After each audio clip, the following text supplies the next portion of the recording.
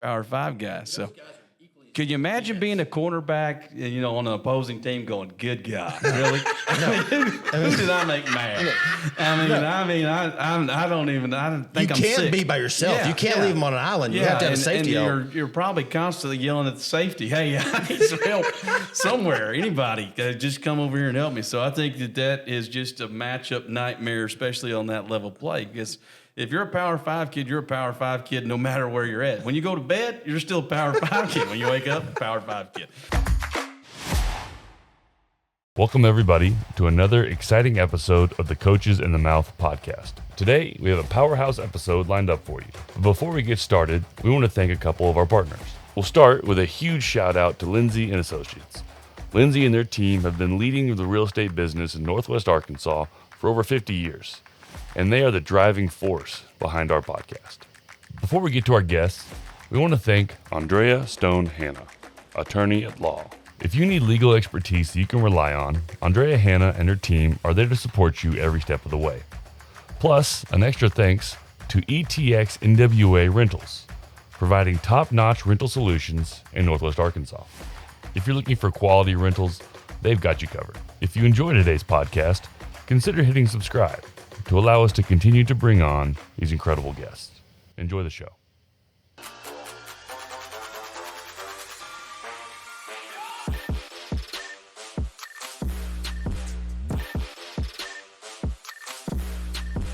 Let me welcome everybody to the Coaches in the Mouth pod. This is Coach Jeff Williams along with Coach Daryl Fimple and the Mouth Brent Bender with our Lindsey guest, Thomas Thrash, the man and the myth, the man with the Hooten's magazine. We're going to get into 4A and 5A today, guys. The next two leagues, this 4A, 5A, is very interesting to me. We're going to start off with 4A. Let's talk about it, guys. Just overall, we're just hit a little overall, and then kind of who you're looking at a little bit. You got Thomas, y'all got Uncle Bo and the Warren Lumberjacks up there real high.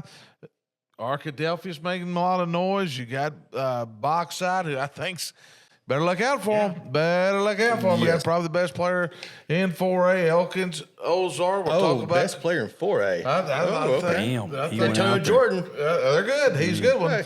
I'm just throwing it out there because I watched them play. We'll get into it a little bit. Them play Warren in the playoffs last year, and that Wimberley kid was unbelievable.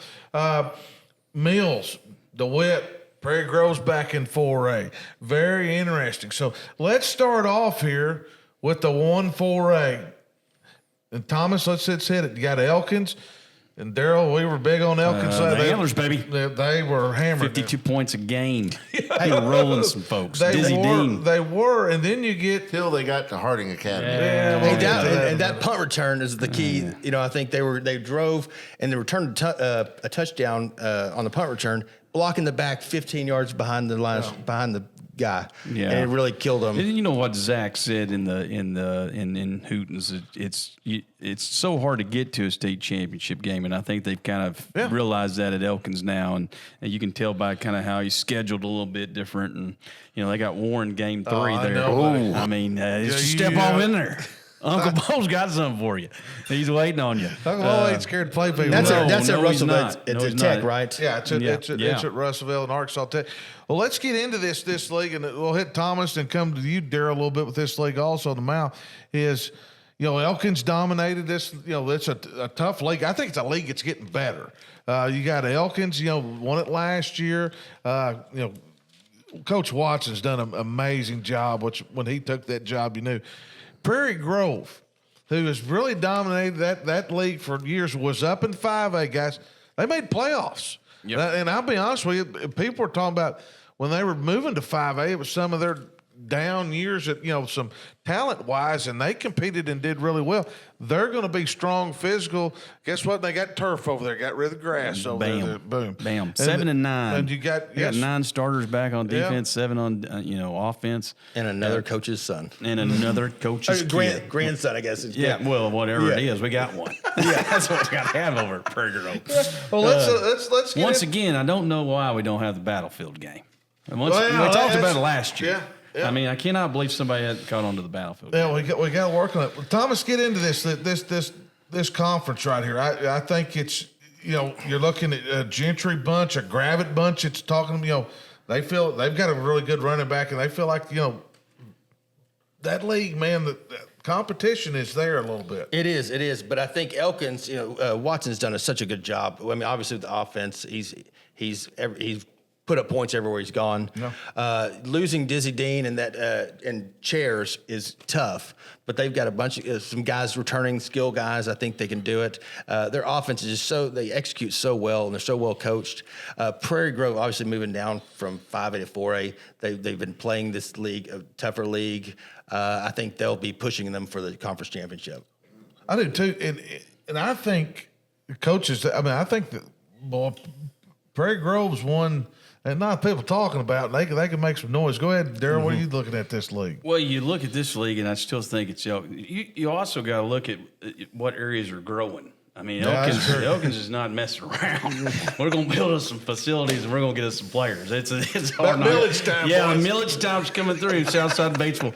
They got theirs last year, and this is a Millage game right here. Jaquan Walden. Yes, sir. We're going to forget about Mr. Chairs just for a little while because we got Jaquan Walden. The guy ran in the 100 meters last year, ran 11.8. I think we can get this guy in space a little bit. I think Zach's good at doing that, and this is right up his alley. Quarterback, they're going to lean on a senior, not going to name a starter. This is wise decisions by Coach Watson right there. Let's have them battle it out in the fall. Keeps them from staying there. But they also got a really good defense. That last year, they had to lean on their offense a little bit, but, they returned Teagan Flaherty. 6 foot, 275 nose guard, had 6 sacks. Our guy just manhandled people up front. So I think that Elkins is probably going to be a little bit ahead of the game. I think they're playing with 5A players, even though Prairie Grove jumped down there. I think they're both on the same level there, but I think Elkins wins this one. Like I said, I think he's throwing them all the chips to the middle of the ring too. I think Coach Watson is there. I mean, he's got Warren coming on week 3. They're meeting at Tech, and I think he's trying to show his kids, hey, we can play with anybody and everybody. Uncle Bo. Uncle Bo ain't scared. Uncle Bo. They play on Thursday. He might line them up on Wednesday. He might just take them overnight over there at Tech and stay in the dorm. Gentry though is another team that could make some noise. Talon Williams, a guy that played quarterback at Shiloh, his whole family is a Shiloh. They moved over there last year. He has a ton of yards, and then obviously they're Coons at running back, who I actually have to apologize for because we have his stats in this page, but I didn't get him to the stat sheet, the returning stat leader, so it killed me not seeing him out here. I can't believe you'd make one mistake in that 500-page and book. So now it's frustrating because we have the stats and they're not here. Yeah. And anyway, I wanted to apologize to him, but I think they're going to have a good season. I think they really could make some noise. I think this is one. Obviously, and let's throw this out. People don't talk about this. Elkins had a few staff changes. Drew Morgan left. Yes. They brought in Coach Smith, who's offense coordinator at Alma. So little pieces here and there. Coach Burris, who's the defense coordinator last year, does an outstanding job. So you get a little coaching movement and those assistant coaches. Sometimes those coordinator roles are big roles that you got to fill, and he's filled a good staff, lost some good guys, but got some guys also. So that'll be interesting. Let's go to the next league here. This is the Coach's Personality League right here, the 2-4A. I mean, we got J.D. Plumley, who's gone over to CAC, and he's a good coach. I love Plumley. And kind of inherited a little bit of a mess there kind of this summer, and we'll get into that in just a second.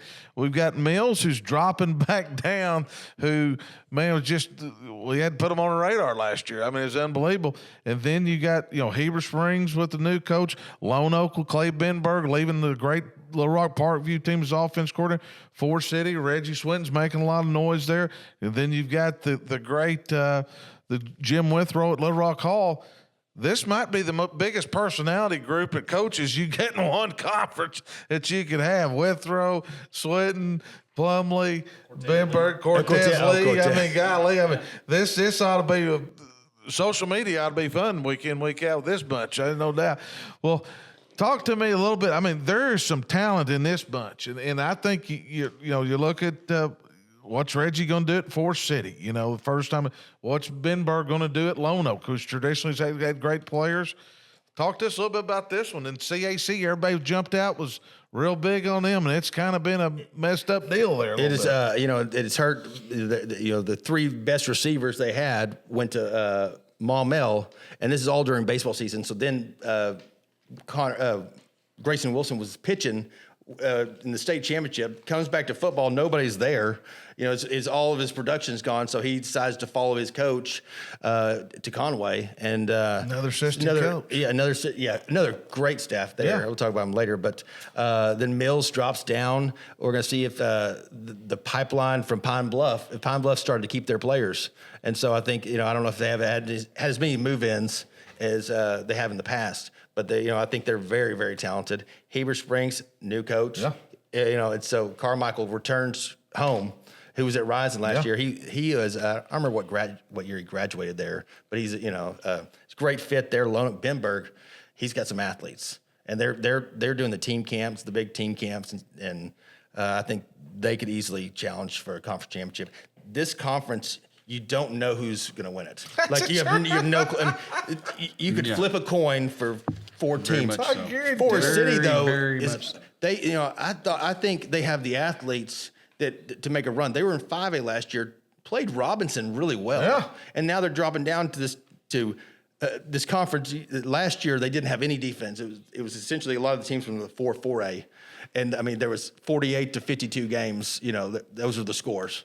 And so I think Forest City may make a run. You like Forest City, so you like. I do like Reggie. I think they've got some athletes. It's possible. They haven't done it in the past, but everything's set up. Let's head over there. I mean, your dad was a long time athletic director there at Forest City. You know that. Alfred's over there, big buddy, a big fan of the show. The key for Forest City is getting the kids to come out and getting them to stay out. They've always had a problem. In the 5 years my dad was there, we didn't have many that played basketball and football once you got into high school. All through junior high, we had Marcus Britt played football, Stephen Weaver. Numbers is what kills Forest City. They just don't have very many people. Don't get many kids out. I think that's why this is a slam dunk. I do too. Coach Swinton's going to get some kids out. Yeah. He's a player's coach. You can tell. He's got a great background. This guy was coaching Little League everybody in Central Arkansas wanted to play for that guy. So I think he carries that over to Forest City. He's got a great. You got to think he has actually hired a staff of role models more than anything else in Forest City. So if you're going to be able to keep kids out, you're talking to college, players that did it at an elite level there. Exactly. So I think that Forest City this is the league too that you could toss it up left and right. I can see Benberg making but you also got to think that, he's got 7 returning starters. And if you look on here, he's got a track team, a special teams guy.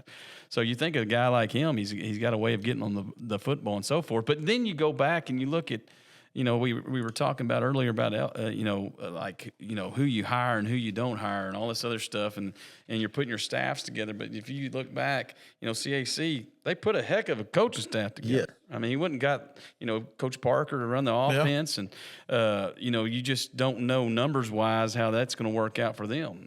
Like Coach Plumley made a statement, depth-wise, they're going to be struggling a little bit. Yeah. But he's such a good football coach, he's going to figure it out one way or the other. But like I said, this league's kind of just, Cortez Lee, Mills is really good on defense. They got a bunch of guys back. And you don't think, you lose sight of what they've got. And once again, they got a daggum 4x200 meter relay team out there playing. Their quarterback that he's played everywhere. Chauncey Haynes is back. Defensively, they're going to be really good at the linebacker spots. They got a couple seniors there. So, you can't forget about Mills. Lone Oak's always historically been good. They're pretty big up front too. The Bulls kid is probably going to be a college lineman somewhere. So you've got to look in that league and just think, man, this is one that could happen. But I think if Forest City can get off to a good start, who's Forest City? Let's look at their non-conference. They open with Southside, and then they go. Who's really They are good. Yes. We're fixing to talk about this. Southside, baby. Millage, buddy. baby. Pass that Millage. Win. You got to go to Win. You got to go to Southside, and then you got Rivercrest. So he's got his work cut out for him before he ever gets in the conference, and you're just hoping that he gets into the conference clean. So they can make a run there. But I really like Coach Swinton a lot. I think that he's got a chance to do things. And then you got a guy that's coaching with a chip on his shoulder. He got passed over a couple times there. He can't do this, can't do that. So I'm sure he's going to carry that with him, and we're going to read all about it on social media. Hey, if he does well early, and then he will get the guys. Like, so he's got the guys and the excitement now, but then once the game starts, if they don't deliver, then it'll die down. But if he keeps it going till the end of the season, story though. I mean, and if they do well in according to their standards or whatever, and people are going to come out of the halls. They're going to come from other schools. They're going to be there. And so I think it's key to have a season like attracts winners. It does. And that's the best recruiter there is. Yeah. Another key with Reggie Swinton, he's got one thing that not many head coaches in the state of Arkansas have. He's got Dallas Cowboys on his resume. Yeah. And that attracts players. Well, it does. Play for somebody that played professional football. It does, and like I said, you got to look too. They're on an 8-game losing streak. Yeah. I mean, but they were playing in a tough conference last year. And you win one, and wow, this guy's, set the world on fire. You just hope it ain't like Dion last year.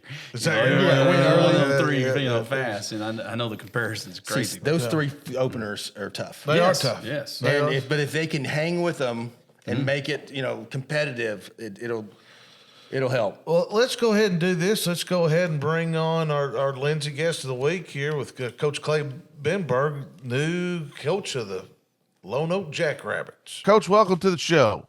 Hey, thanks, Jeff. Appreciate you having me on. Well, man, we're excited about you. Okay, let's talk about transition. Let's kind of give everybody knows your background. You're Coach Register there at Central for a long time. Been with Coach Henry. Then obviously here recently with Coach Bolding over at Parkview, back-to-back state champs, been offense coordinator over there, going out on the limb, going out here as head coach at Lone Oak, which I think you've been ready to be a head coach for a while now. But talk to me a little bit about the transition going over to Lone Oak. Lone Oak's had a tradition, great power in football. Look at the past and had some great players. Talk to me one thing about attracted you to Lone Oak, and then the other part, what's your bunch look like? Yeah, when I was down in Warren, we actually played Lone Oak in the playoffs one year, and I looked across the field and I said, I think they were a 4 or 5 seed, and we had a home playoff game. It was the first round, and I looked across the field and I said, "Dadgum, that's a good-looking football team." And ever since then, I've just kind of kept up with them and learned a little about them. I always thought it was a great place to get a head coaching job at. This is the 30th anniversary of they won the state title back in '94. And so we are going to do some things this year to help celebrate that and recognize that. And then I know they played for one in '09. So they've had some history of success.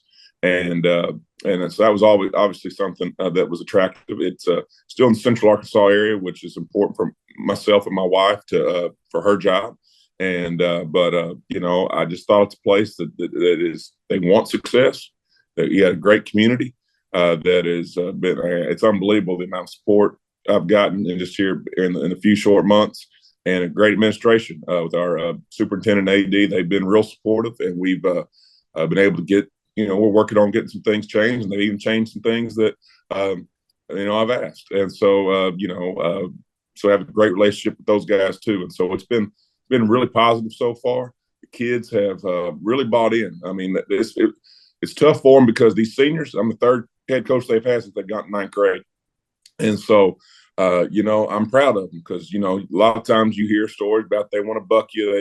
They want to do things their way. But they've all, really, for the most part, had a couple when I got the job, decided they didn't want to play anymore. But other than that, guys that are here, they bought in. They're working. I'm asking them to do things they haven't necessarily had to do before.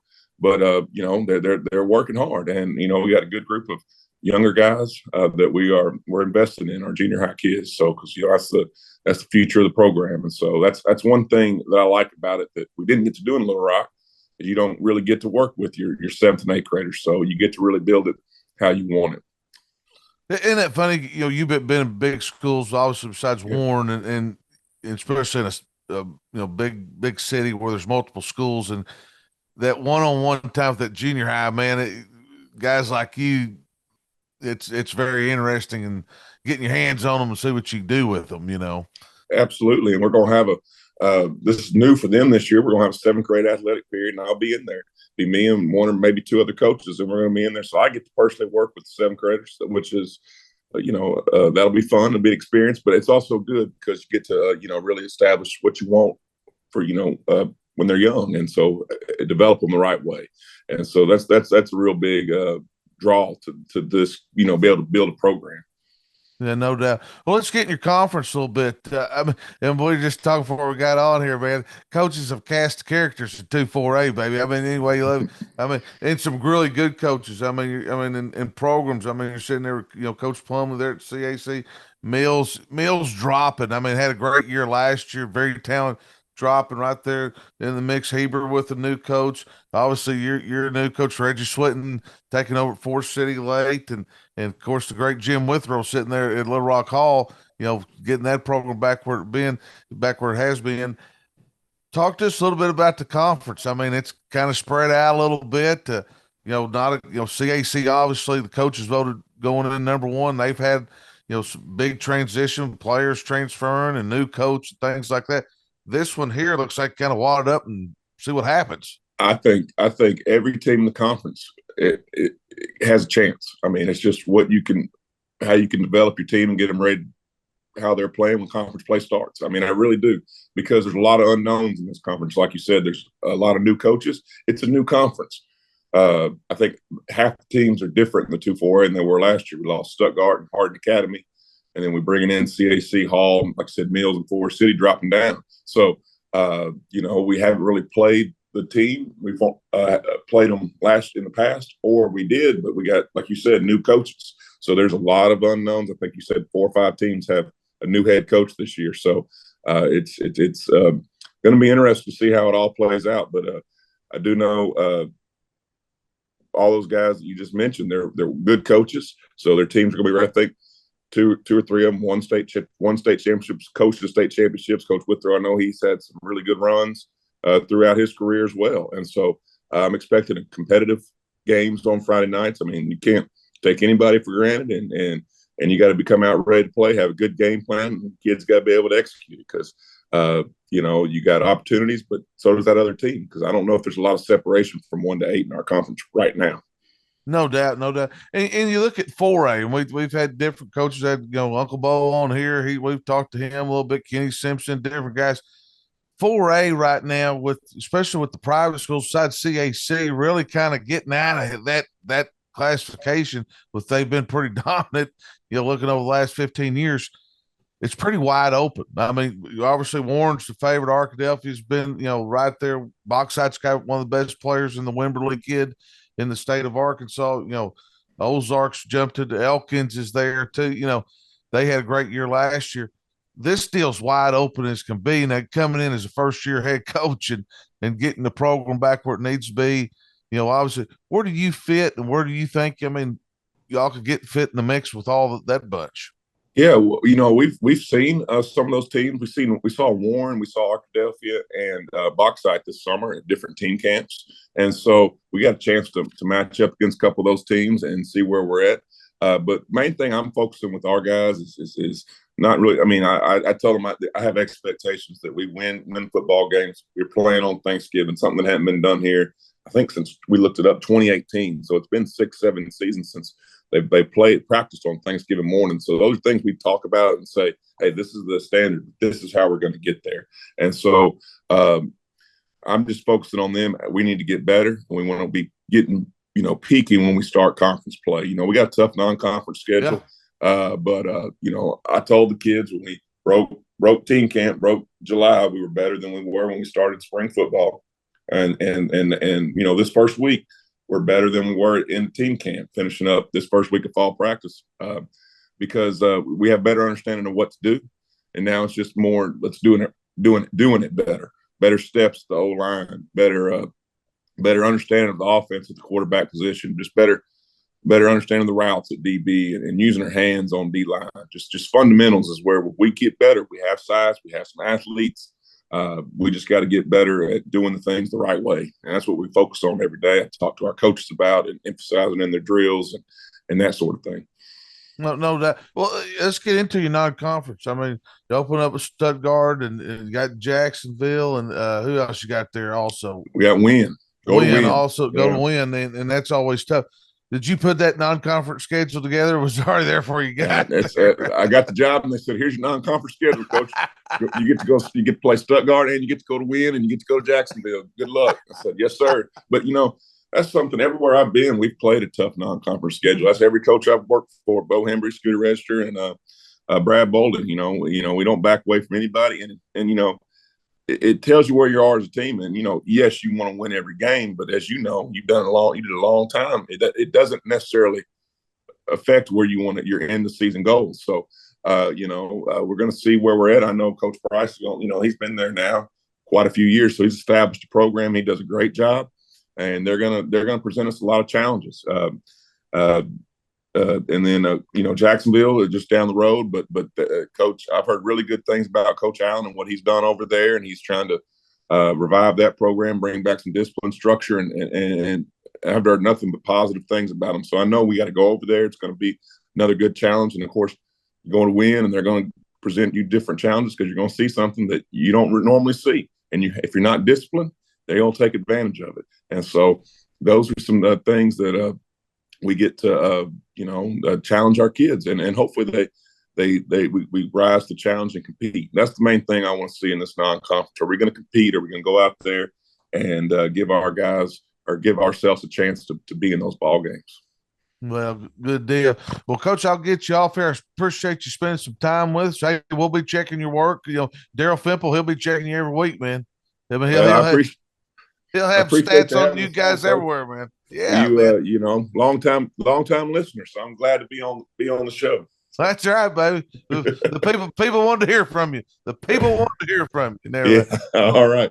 Well, Coach, I'll get you off here, man. Appreciate you taking time with us. We'll have you on later on this season, and we'll see you down the road. All right. Thanks, Coach. See you, buddy. Well, Coach Benberg, obviously, it's like we were talking about. Obviously, this conference is balled up, and it could go either way. I like what everybody's thinking on this. Let's go to this next conference right here. This is the one, man, doing research, kind of found a little dark horse here. Ooh, the old 3-4A here is you got Batesville Southside, kind of like Mills, kind of same deal, bumping down, made a great run last year in the playoffs in 5A. You got Highland, who's kind of got some players. They're kind of getting back on track. And then, of course, the great Redskins at Pocahontas, high school. It's the greatest high school in the history of any school in Arkansas. Oh, yeah. And, they feel like they're going to be competitive. Gosnell, Blytheville, of course, Truman, Cave City, Jonesboro, Westside. Talk to us a little bit, about Coach Simpson and them moving down and this league right here, who traditionally hadn't made long runs in the playoffs, No, but they've been in really competitive conferences. Yeah. In 5A last year, they beat Joe T. Robinson. Yes, sir. And who had more speed than. Yes, sir. And so they did it on the defensive side. They did it they tackled well. They didn't do anything stupid on offense. They protected the ball and just ran it down their throats. And they play extremely good on defense. They're aggressive. I think that they're going to really win all their games on the defensive side. This is a defensive team, and Coach Simpson has done a great job. 8 starters back on defense. Yeah, he's got, and his son's back on defense. Yeah, there you go. Well, let's do this. Let's do this before we before you jump on this, Daryl. Let's go ahead and bring on the head football coach from Batesville Southside, Coach Kenny Simpson. Man, I appreciate you having me on, and thanks for what you do for our sport. Well, we have a lot of fun doing it. Let's get into the more important things about your bunch here, and let's kind of recap last year. You guys really got hot last year at the end of the year. Got the playoffs. Upset Joe T. Robinson. You had them at home. Go play. End up in the quarterfinals, getting beat by Cannon Fairview. You had a great team. Played Little Rock Parkview State Champions very well in the semifinals. got on a roll there at the end. It looks like the momentum's really carried over this season. All of a sudden, that was in 5A, which I think is probably one of the toughest classifications there is in the state, and bumping down to 4A. What's that look for your team? You got some new guys have transferred in. You got 8 guys back on defense. What's your team look like, and what do you think about this upcoming season? Well, it's definitely, like you said, the expectations have changed. For 2 years, we were the smallest 5A in the state, had never played 5A, didn't know what to expect. And I think our kids really stood up well to that test. And like you mentioned, we had a pretty special year last year. Had a really good class that we graduated, but we have a lot of kids back that I think their expectation has kind of gone up. You mentioned it, it'll change for our program. So it's going to be interesting to see how we handle being the hunter to the hunted, having the bullseye on your back to the one that's chasing. I think if our kids can handle that well, we think we've got a pretty good little bunch. We're young. Offensively, we bring back a lot on defense, but we bring back only 2 or 3 on offense. And so there's a lot of talent on that side of the ball, but new quarterback, going to be a sophomore, super talented, but first year to start. We brought a couple transfers that came into our program, very talented, but new. And then we had a couple of kids that have played quite a bit for us last year that we're going to ask to take bigger roles on offense. I think that will be the side of the ball that will tell the story for us. If we can get better offensively as the year goes on, then we'll have a chance to be pretty special. Defensively, we hope in the box we're pretty good. But we have to replace 2 DBs that were pretty special kids. And so that's always tough to replace. We replaced Isaac Wallace, I thought one of the best defensive linemen in the state. So you've got some holes there you're going to have to fill. If we can fill those, we feel like we've got a chance to be pretty good. Well, let's get into this. And obviously, everybody else thinks you're going to be pretty good. Coach Fimple got you ranked pick number 1 in your conference, ranked pretty high in the state. Those parts, just with everything coming on. You're bumped back into a league you're a little bit familiar with, played some of these people before. Looks like Highland's kind of on their way back. Of course, my old hometown, Pocahontas Redskins, they're always going to be – they're always tough. Obviously, Coach Chester and those guys doing a good job. Gosnell, Blyville, Truman, those guys who you've played a little bit familiar with, understand them. But, looks like this league has really improved probably what it was before. And a lot, very physical, big boy football league. Talk to me about the conference-wise going back into 4A in this league with this matchup with Blyville and Pocahontas, Highland, some of those guys. Yeah, I mean, like you mentioned, physical, I think would be the word. I think that's a very appropriate word for this league. The 5A East was very tough last year, but I don't know if physical would be the word I would use. There's a lot more speed, a lot more athleticism. So our brand of football, real physical football, was a little different. Us and Wynn were the 2 teams really trying to play real physical football. Now we go into a conference where I think everybody's challenging to see who's going to be the toughest, most physical team. So that's going to be a challenge. Usually when you get into those types of leagues, attrition, injuries play a huge role. And so I think that's what you're going to see in this league is a lot of teams that are very comparable. I think Pocahontas, like you mentioned, traditional power. Coach Chester does a good job with them. We actually have a losing record with Pocahontas. So we have a lot of respect for that program and what they can do. Highland, I think, is probably one of the most underrated teams in the state. I think they got a lot of talent. We've seen them this summer. Very, very good, well-coached team. Blyville and Gosnell, probably the most athletic teams in the conference. And then you have Truman, Cave City, West Side that want to line up in a phone booth and just pound it right at you. So you kind of have a little bit of everything. I think the big thing for us will be, can we stay healthy? Can we take care of the football? And then I do think that we have a little more speed for this conference as opposed to last year. Playing in the 5A East, everybody had speed everywhere. So it'll be a little bit different for us, kind of moving from that kind of football more to that physical, old school, blue collar football. And I agree. Then you start looking. Let's look at your dynamics overall statewise. Hooten's got Uncle Bo down there at Warren, ranked number 1, and he's been a powerhouse forever. Arkadelphia's they got hot last year and made a run. Bauxite's got probably one of the best players in the state of Arkansas. Ozarks changed conference. Coach Burns and them are like you guys, big physical. Got a quarterback, Will Banks kid. Mills dropping down, they're very athletic. really deep Prairie Grove and Elkins sitting up here in Northwest Arkansas, Prairie Grove, like you guys bumping back down and went to 5A and surprised a lot of people because they did really well in 5A. Where do you guys fit in? You know, I think you guys, way things rolled out last year, some new guys in. I think you guys are in the mix this year as far as overall state-wise. Where do you see this thing? You know, obviously you already mentioned it, injuries. If you can stay healthy, you know, that's the main thing. But what do you have to do to get to War Memorial Stadium? Ooh, man, who would have thought Southside Charter High School be talking about War Memorial? It's a long way to go. Yeah, you know. Well, and I'll be honest with you, Coach, and I'm 105 years old, but, you know, when I was in high school, they didn't even play football there until That's right. You know, and they've really made a long, you know, quick turnaround and run there. But you just nailed it. What do you have to do, though? Yeah, I think, like you mentioned, you got to get better every week. And that's cliche. I hate to give coach cliche, but that's the truth. When you have a young team is, you know, we need to be a very different team in October and then in November if we're going to make a run like that. Last year, same deal for us. We found our identity around week 5 with the win game, and it just kind of kept getting bigger. So where is that game for us? Maybe that's Pocahontas, Highland, wherever that might be. Where's that big win where we learn it? You talked about a lot of teams. I mean, there's a ton of good teams. 4A is wide open this year. You don't have a Parkview University, or you don't have like a Greenwood, or they just, you know, they're probably going to win it. You know, Harding Academy's gone, so 4A is open. But I think I've got a ton of respect for Warren, Elkins, Prairie Grove. You mentioned those teams. I think a lot of times in 4A, it really comes down to the bracket. You know, what did you get draw-wise? How healthy are you? How healthy are they?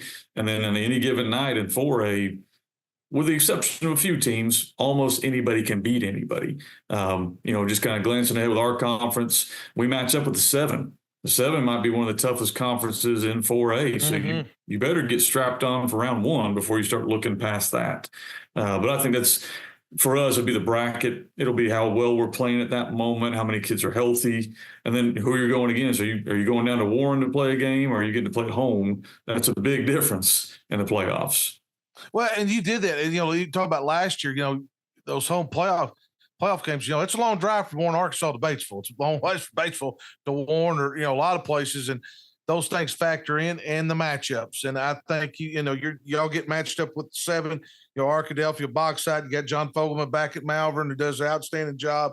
Nashville's one that's kind of nobody's. I mean, who's ever bring up 4A never brought up Nashville? That's a little crazy, but, you know, hearing things like they can kind of get it together down there, they got a shot. So it's like I said, pretty wide open, and I think you guys will be right there in the mix at the end of the day. Well, we hope so. You mentioned, you know, we've got a lot of new kids, and how those kids handle controversy. You know, we're going to figure all that out with a young team. I tell our kids, even yesterday, I said, at some point you're going to have to win ugly games. I mean, that's just kind of how football is. And when you're a sophomore or a junior, you're used to being successful all the time. At some point, you know, just like a basketball shooter, sometimes you're just off.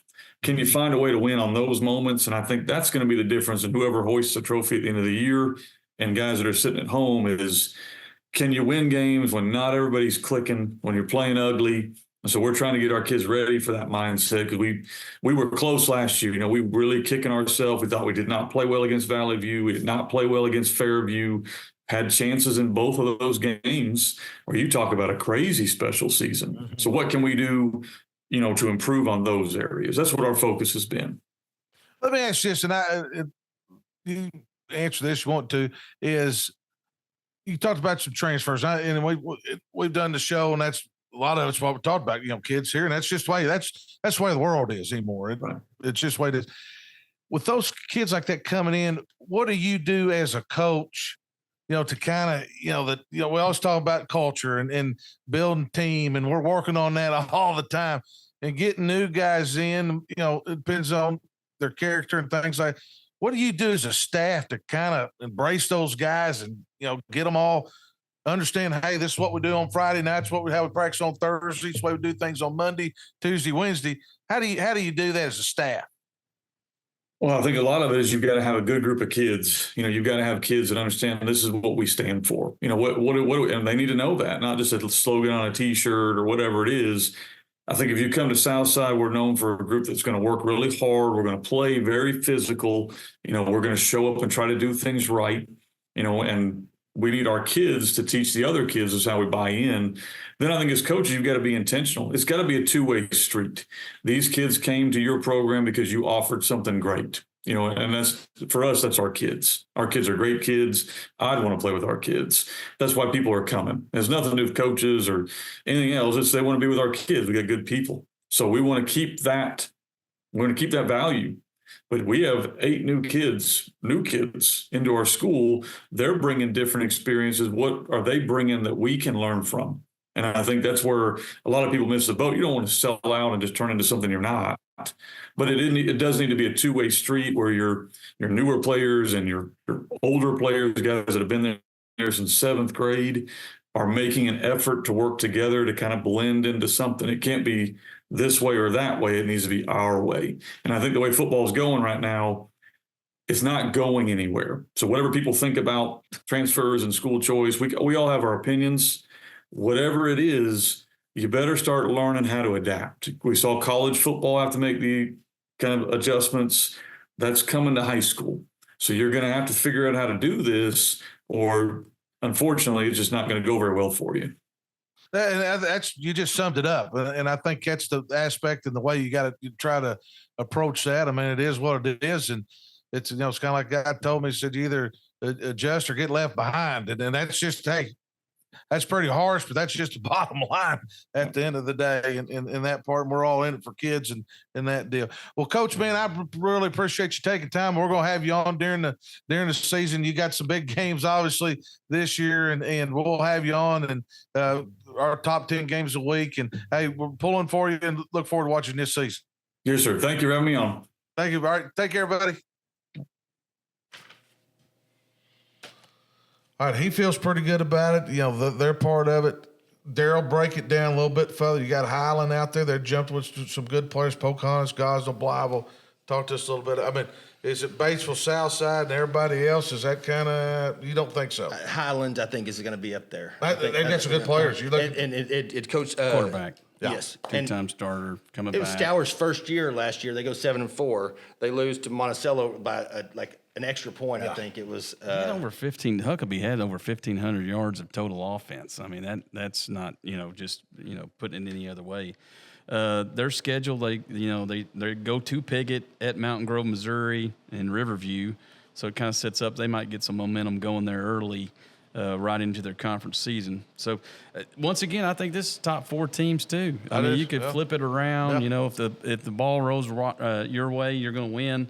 But you got to like that Southside's going to lean on their defense with the returning starters and the experience they've got coming back. They're going to move one of their best defensive players, the quarterback. Yeah. So, it'll be interesting to see there. But I think Southside's been there, done that, and I think Coach Simpson does a good job of leaning on his defense. So I think I like Southside. He's got also Coach May's son at Charleston over there calling defense. Yep. I mean, great coaches. But Pocahontas, Coach Chesser, it was his first year last year as head coach. Yeah. And he's going into the season after losing the all-time rushing touchdown record holder, Connor Baker. Yep. So they had a depleted offense last year. I mean, they lost – pretty much 97% of their offense going into last year. So look for him to be able to rebuild. I mean, this is going to be last year was a learning curve for him, and I think this year it'll be much better. We're big and physical over there. Man, 6'7", 270. Dude lost some weight. I spent a lot of time up there in Pocahontas when Baker God's was country. there. We've heard it's God's country on the show. It is. Loved it. Oh, yes, we did. I missed my 20-year reunion to go to their games because I thought Connor was going to break the record. Yeah. And then they start airing it out. Oh, my God. He breaks it the next game. Well, you got to like their strength is Pocahontas' offensive line. Yeah, we believe in that over there. Play in the pit. We believe. Well, let's move on here. And this was the one that I broke open, the 4-4A. And I looked up, and we got Ozark, Dardanelle, Lamar, different guys in this league. Guys, it's just me as this Ozark with Will Banks running through this. We're not thinking twice about it. Dardanelle too. I like Dardanelle, Coach Vegas' son, and they've got a couple other good players. I've actually got to watch their junior highs the last couple of years. They got some players coming. Coach Burns, man. Coach Burns going to get I saw him at the on media you. days the other day. He looks ready. They're ready. Yeah. They're excited. Yeah, he is. Daryl talked to him, and this got close. You Again, know this league here pretty good. This is a good league right here. You like Ozark because of the quarterback. Well, Kobe Wilbanks comes back off of almost 3,000 yards, a little bit over it, actually. It accounted for, 27 touchdowns. And Coach Burns says he's improved. That's scary. I'm wondering, though, this is one of those kids you put in bubble wrap during the school day. I mean, Kobe might be on a scooter. We might just be driving him class to class because he's so important. They got some experience coming back, too, on the offensive line. That's always been the big case at Ozark. They've always been physical up front, moving bodies. They've struggled with the speed game. But I think, you have a veteran quarterback. Coach Burns has been there. There's nothing that's going to surprise them. Once again, they got they start out with Clarksville. They go to Boonville and Charleston, which Charleston got off to 0-3 start last year. Yeah. But I think that who they're playing is a big thing too. So Ozark's not scared of anybody in this league. But I look for them. They only got 4 returners on both sides of the ball. And they, like any good coach, you talk about your junior high team, and that is the first thing out. But how about the Vega kid from Dardanelle? Yeah, he can play now. I mean, once again, he's another guy. 2,500 yards. I think it was 31 touchdowns combined for coach's kid. Yes. I mean, Creed Vega, what a name! Too. I know. I love that name. I like it. I like that guy. And if you look at them, they got 7 starters back on offense and 8 on defense. And they've been playing in 5A and they're dropped down. Yes. So they're not scared of that too. They're probably playing with 5A players. Yeah. If you ask Ozark, and the first meeting, it's probably going to be brought out. But yeah, you look at them having some momentum going down, and like I said, they got a great quarterback. And, I think the Sand Lizards can make some noise. And don't forget Lamar and Pottsville and Clinton, because, those teams are going to compete too. I mean, they've got good coaches. DeFree does a great job at Clinton. I mean, I'm telling you, he does a great job. Yeah. If I would. Hey, son's quarterback. Yes, DeFree he does. Yes. Yeah. It's shocking to see they were leading the league in points. You think of them running down your throat, and they almost averaged 40 points a game doing it last year. Well, that's an interesting league. What do you got? You think Coach Burns? I'm a big believer in Ozark Hillbillies. I'm just going to tell you, they're loves them. Coach Burns. He just when you look at Coach Burns, you just see physicality. I'm just telling you. Very true. Yes, that is very true. When you look at him, he just physicality comes out of that man's pores. It does. Look for them a revenge tour against Boonville this year. Oh, Big member of the Kibler Mafia. Yes, big member. A lot of fans. Big fan of the show. All right, let's go down south. And this has been the league, probably in 4A. Everybody's talked about the last couple of years. It's changed a little bit. 7-4A. The coaches like Arkadelphia. Obviously, we talked about the Wimberley kid at Boxside who had a great playoff game.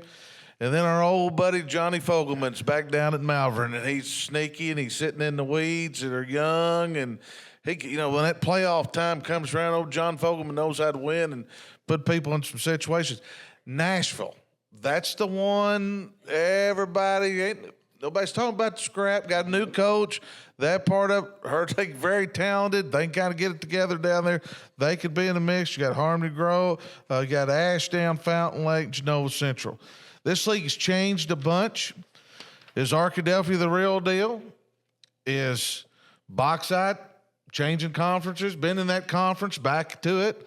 Are they ready to take that next step? Had a great run against against Warren last year, and obviously Nashville Scrappers, and then with the John Fogelman going back to Malvern. Thomas talked to us about this. So I love the Nashville hire. I do. Yeah. And so Nashville, I was pointing to this. And so we did the win trends in the book and in the high school section. So Nashville in the last 20 years has had 206 wins, which over 20 years, which is 10.3 a season over the 20 years.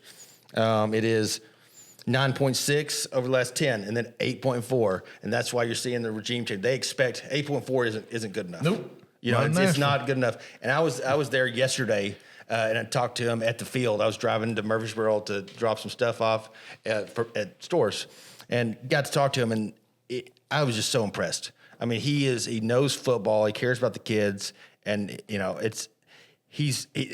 doesn't have to come in and change things. Like you're not coming into a bad program to change things. You're just changing a little things to in an already great program. And I really think Nashville is going to be excited. This is a great hire. Well, but what are you looking at, Daryl? Well, you look at Nashville and you think, hey, defensive line's back, secondary's back, inexperienced on the offensive line, got some skilled players still, like Nashville always does, and then you've got, 8 wins and you lose your job. Yeah. That's got to be in the back of your mind. So you start looking at that schedule when you took the job. You got Magnolia, Ed Hope, and Dardanelle to start the season out. So you've got a winnable schedule to get you some momentum going. You got Carson Chambers back at quarterback. So you've got some pieces there. Of course, you're always going to have skill players at Nashville. Of course, Malvern. Yeah, John's down there. You never can count Malvern out because they're Malvern. For goodness sake. Watch those guys late. Watch them late because I saw them up here. Like I said, they came up to Fayetteville 7-on-7. Talked to Coach Fogelman. A lot of that staff's been there. Coach Baker. Some guys been there forever. Yeah. But the staff's been there. They're a young bunch. Watch those guys late. I think they got a big game that third week at Stuttgart. Yes, sir. I think that would be a heck of a ball game right there. That's going to figure out, going into your conference season how it is. Bauxite, wow. Yeah. I think, the Miners have got it going on. I think they're going to be very, very tough. You got 7 on each side coming back. You got Wimberly, who is they should just push slash like, hey, we're going to play him everywhere. So no telling how many snaps he gets. And then you've got traditionally rich Arkadelphia. So once again, those 3 schools right there, it's something to watch for sure. I think it's going to be exciting coming out of the league. Somebody's going to make a long playoff run coming out of this. 100%. Because a couple of years ago it was the 7-4A Invitational. Yes. With Malvern ended up winning it. Not too far along. Yeah. But no, Fogelman, though, the state championship he took them to in 2011, they played the best PA team in the history of PA and just got unlucky. Because, that was just a fluke team with Hunter Henry and Freddie Knighton. Otherwise, he wins the state championship, there. And then I got to see Fogelman in the All-Star game my senior year and realize how good he was. Mm-hmm. He's a great play caller. Yes, sir. And I think this is a huge hire for Malvern to get him back. And I work with Johnny in El Dorado. Of course, we followed each other and coached against him a bunch when he was at Cali at Southside. That guy walks on the field, he's 10 points. Mm-hmm. He's 10 points. And you can't say that about everybody. He's 10 to 14 points. Him just walking Some on the are field. in the other team's favor. Yeah, exactly. Yes, we're up 10. Yeah, we're up 10. Yes. The only thing we might lose is the coin toss. That's right. Exactly. Well, talk to Thomas. Let's hit Arkadelphia a little bit. And we're going to bring Coach Shuck on. Talk to me a little bit about them before we bring him on. Your thoughts and their process.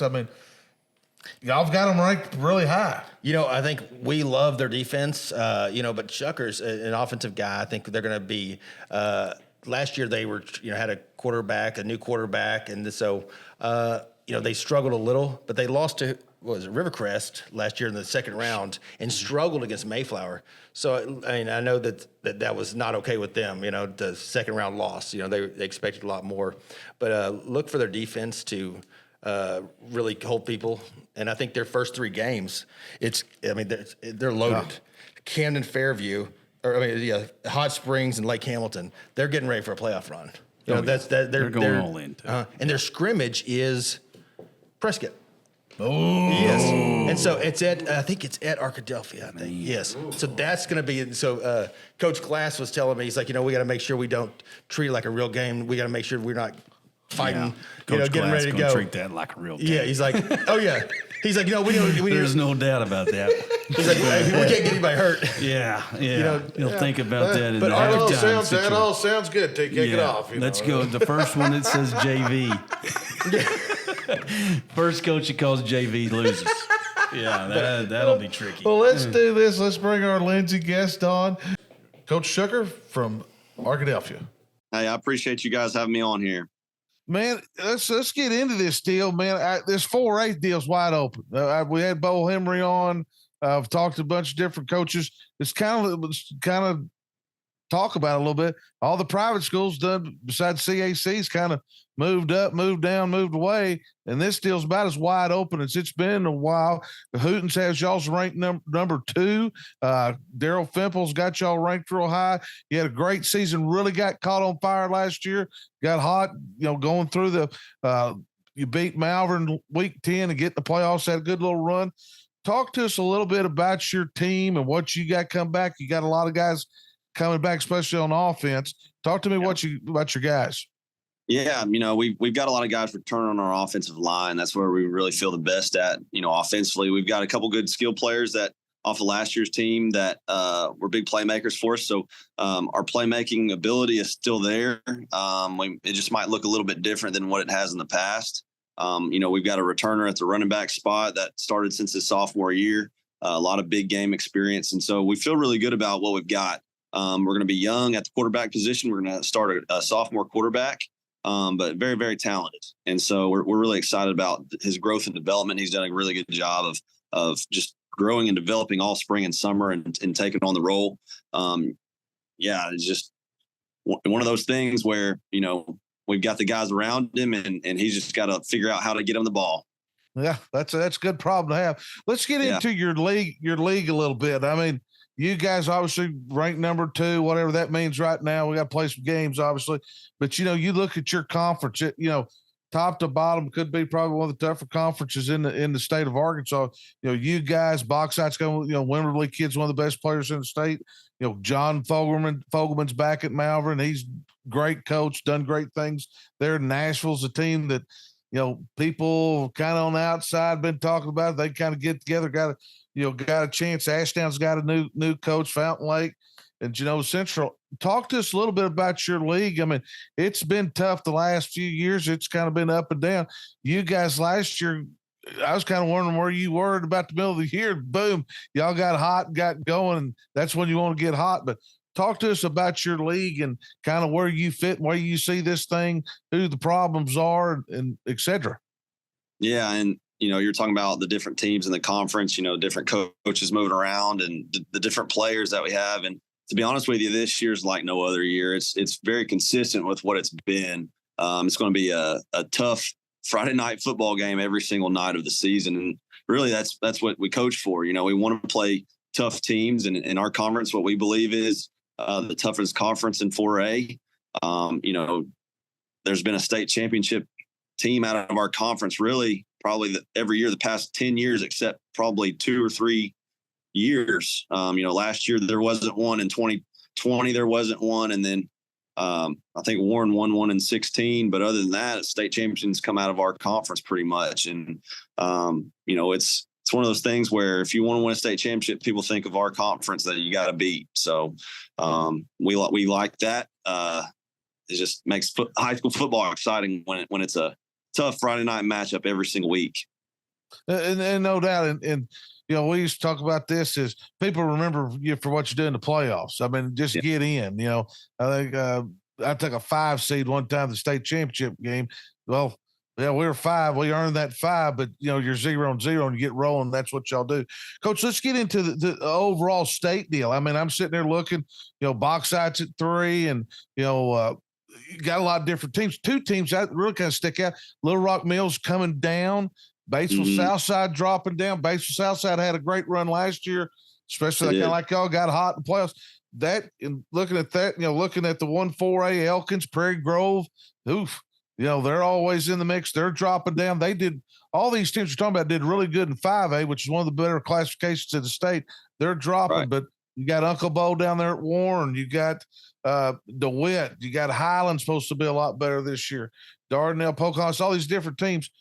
Where do you fit and what's it going to take besides injury, which everybody gets on there and tells me that, which is the biggest truth of all time. Besides injury, what's going to take to get the Badgers to War Memorial Stadium? Well, you're talking about all the different teams, and 4A is wide open.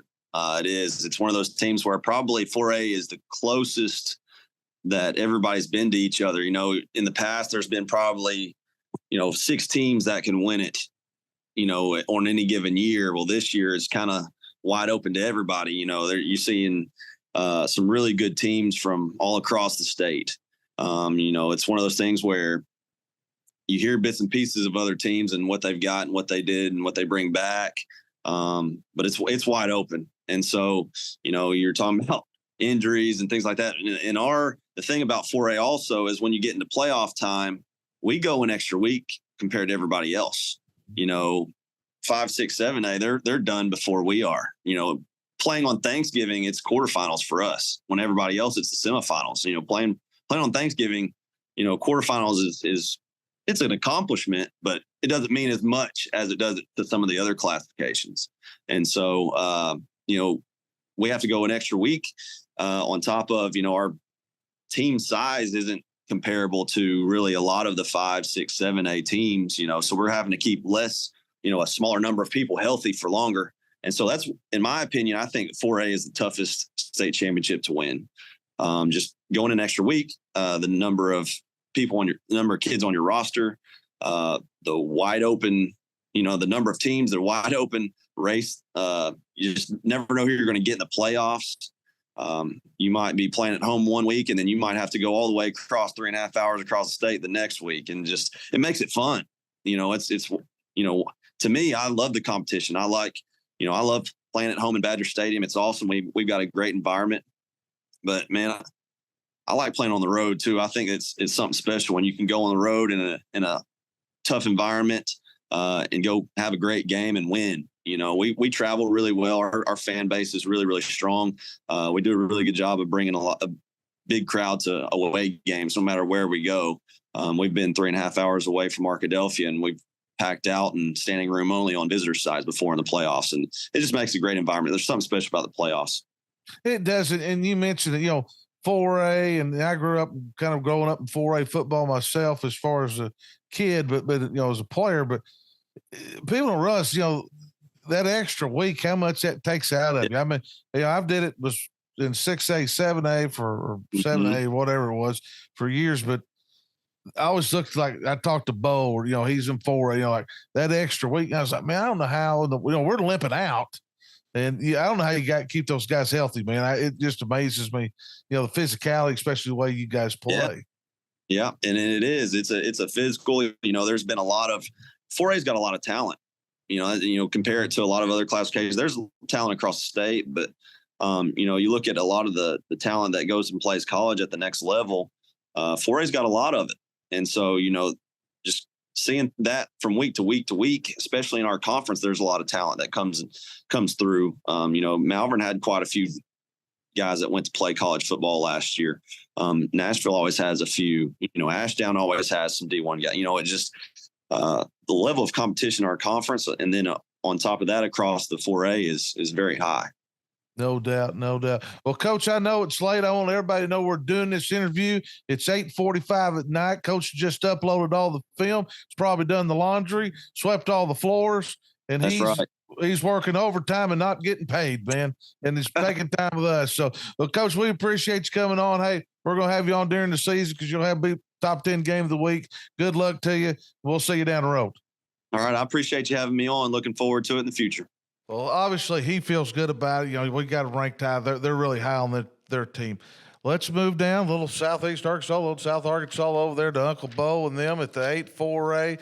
Warren's sitting at the top. They've been sitting at the top, I think, the last 25 years. I don't know what the difference is. Uncle Bo feels like he's got a chance to make a run if he can stay healthy. You got DeWitt, who really had a pretty good run last year in the playoffs coming. They gave Warren all they wanted. Got beat by Ashdown. Yeah, got Stuttgart coming back over. Coach Price and that bunch done a good job. Coach Kid Kane Price, best quarterback. Must have got that. Started in ninth grade last year. And Coach Price played a little quarterback back in his day. He so knew he a little bit knows about spinning the rock. Yeah, he knows how to coach a little bit. Star City with a new coach. You got Crossett with a new coach. Daryl, what's your thought here with Uncle Bo in that league?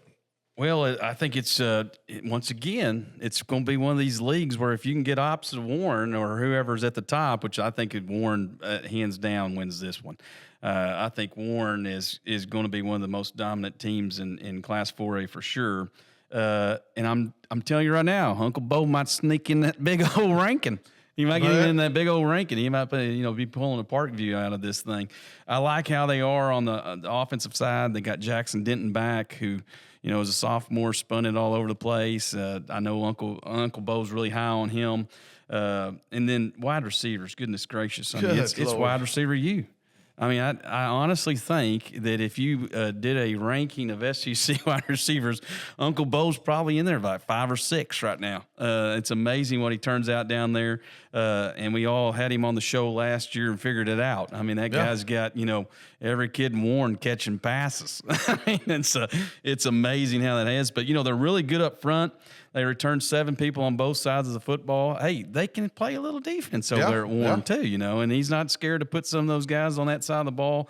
I think they're going to be really, really, really, really hard to beat. I like DeWitt. DeWitt's come off 10-2 Tommy year. Cody. Yep. It's one of those things. Hey, you had a great run here. Now what can you build on that? And in that league, it's tough. It's a tough league to be building on things. But, they got beat by Ashdown in the second round of the playoffs.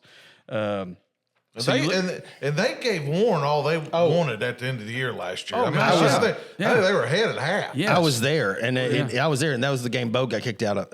And Reed McKinney was on the sideline with me, and he got sent up too. So for arguing a call, and you gotta like it's Warren. That's all we do. Hey, the chain crew, the Warren guys, the chain crew comes to the away games. Reed McKinney's on the chain crew. And for anybody that doesn't know, Reed McKinney's the Landers 01. Yeah, he was a hellacious quarterback. Yes. Yeah. And so him and his buddies are running the chain crew. So they come and talk trash next to me as I'm filming. And I'm like, hey, guys, you got to stop. I'm going to get kicked out. And then, but no, there's a call at halftime. Antonio Jordan goes up for the ball. And I've got it. I mean, just catches a touchdown. They call offensive pass interference. He didn't touch him. I mean, just went up for it. They lose it. But now Warren, I mean, DeWitt gave them every bit they wanted. And they did it without their quarterback for the first 7 games. He got hurt towards ACL the week before. So they put in Corey Graham, the guy, he's a sophomore, who might be the best, one of the better athletes in the conference, saying that with Warren guys too. I watched him return a pick 6, and then the next play run 80 for a touchdown. I mean, it's like unbelievable athletes. So DeWitt, look for them to make a run again. Well, let's do this. Let's go. You got to think Stuttgart. I'm all over that. We got, you got to give some love here. That guy threw for 2,600 yards last year, 25 touchdowns as a sophomore quarterback there. So, Price has got somebody. Deontay Clark is the legit. Yes. I love it. Sparky. Nickname Sparky, baby. You're going to have fun with That's Sparky. I watched him play running back quarterback the first game, not last year. So it was his sophomore season against Warren. They end up, I don't remember who won. I want to say Warren lost to Stuttgart the week 1 at Stuttgart. Then they ended up beating him in the playoffs. But I saw him change positions and then run for 280 yards as a sophomore in his first game. And it was just a shock. Well, let's do this. Let's find out about this league. Let's go ahead and bring on Uncle Bo, our Lindsey guest. Uncle Bo Henry, head coach of Warren Lumberjacks. Man, a lot of expectations this year. Coach Daryl Fimple's got you picked number 1 overall in the small school situation there. And then, of course, Hooten's got you picked number 1.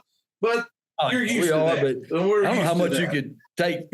Fimp's a basketball guy. I don't know how much football he knows. How many state championships did he pick right last year? I take credit to that. I pretty much dominated that deal right there. I don't know how many. Let's go back and check. We are doing some things this year about his work and everybody's work. We're going to post it up every week. Yeah, I would like to keep up with that, see how good he really is. Are we going to do a basketball show during basketball season so we can pick him up one? I don't know. We bring some basketball guys on there, but basketball's long season, man. It's long season. Long season. We'll say about it. But let's get into your bunch a little bit. Obviously, I just checked out the old non-conference schedule. You loaded it up again. Just opened up with Greenbrier, who's just dropped down to 5A, who I think has got a chance to to make a lot of noise there. And, of course, and then you got week 3, you're sitting there. Week 2, you got going down to see Daryl Patton down there at Whitehall. They feel like they're going to be pretty good. And then, boom, one of the games everybody's been talking about for 4A is meeting at Arkansas Tech and playing the Elkins. You guys matching up. One thing about you ain't been scared to play. You'll play anybody, anywhere, anytime. Talk just to us about anybody, anywhere, anytime. Just about. I mean, I do have some. There's some that we will not play. Like, we're not going to play Parkview, so Brad can go ahead. So I won't get no text message, and we're probably not going to play old Buck over at Conway, but we'll play a bunch of different teams. But non-conference is tough for us to schedule, and over the years we played the Springdales when Coach Malzahn was there. We played you. We played Fayetteville when Coach Patton was at Fayetteville. But Coach, we're excited about playing Greenbrier. Greenbrier's really, really good football team. Got beat by Benton last year in the second round. And, I've been watching a little film of that. But, non-conference for us, man, we want to get better. We want to find our weaknesses, and we want to play teams who can exploit us. I know in 13 and 14, we didn't win a non-conference game. We've been 0-3 a lot. And ended up being a really good football team. And, what we believed in and what I try to preach to our kids is I want to find out our weakness in weeks 1 through 3 or 0 through 2 this year. And that way we don't find them in week 13 or week 14, because in week 13 and 14, you can't find it. You ain't fixing that. And a lot of times whenever you play the Greenbriers, Pulaski Academy, Camden, when Buck was there, we knew what we were weak at leaving that game. We knew what we needed to improve at. And, like when we used to play PA every year, we didn't have to worry about onside kicks again. Like, there was nobody's going to come out and kick an onside kick that we wasn't ready for. That was just honest truth. We worked on it so much in 1 week that we really didn't have to work it the rest of the year. And that became a big advantage for us as the season went on. And it's the same way this year with Greenbrier, who's got their quarterback back. Man, I think they're expecting big things, dropping to 5A. And then Whitehall, Coach Patton does a really good job there. And then neither us or Elkins could find a game, and we were very fortunate. Arkansas Tech let us play there, and we're going to meet halfway. And it ought to be a great atmosphere for high school football, and with 2 really good football teams. Well, I think so, and which everybody be really excited about that. Let's get into your bunch a little bit. I mean, you got to know. Once again, you got a big time player out there. Is committed to the University of Arkansas, and talk to us a little bit about your team. Quarterback back, got some things. Quarterback played every game last year. Talk to us where you're at.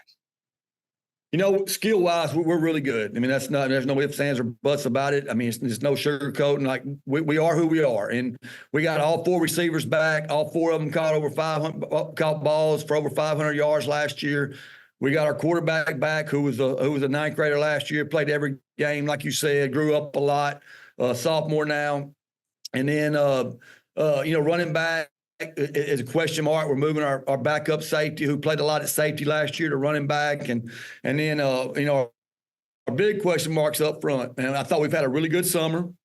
I'm not a big believer in team camps, and I think that football is played on Friday nights. I don't think they're played on Tuesday afternoon or Tuesday morning somewhere else, but it's just something that I believe in. But I did it this summer for the first time in a long time, because we needed help on the offensive line. And I thought we got better at some places, but still, until we go out there on a Friday night and do it, we're not going to know where we're at. But, playing a good Greenbrier team, we're going to know where we're at, after we play them up front, and we'll know where we need to improve. And then we go to a Whitehall, same way. Hopefully we'll get better from week 0 to week 1. I'm a big believer in you make your most improvement after the first game. And, and then we go, week 2 to Elkins. But the biggest thing is we got that bye right there. That's pretty good scheduling on my part.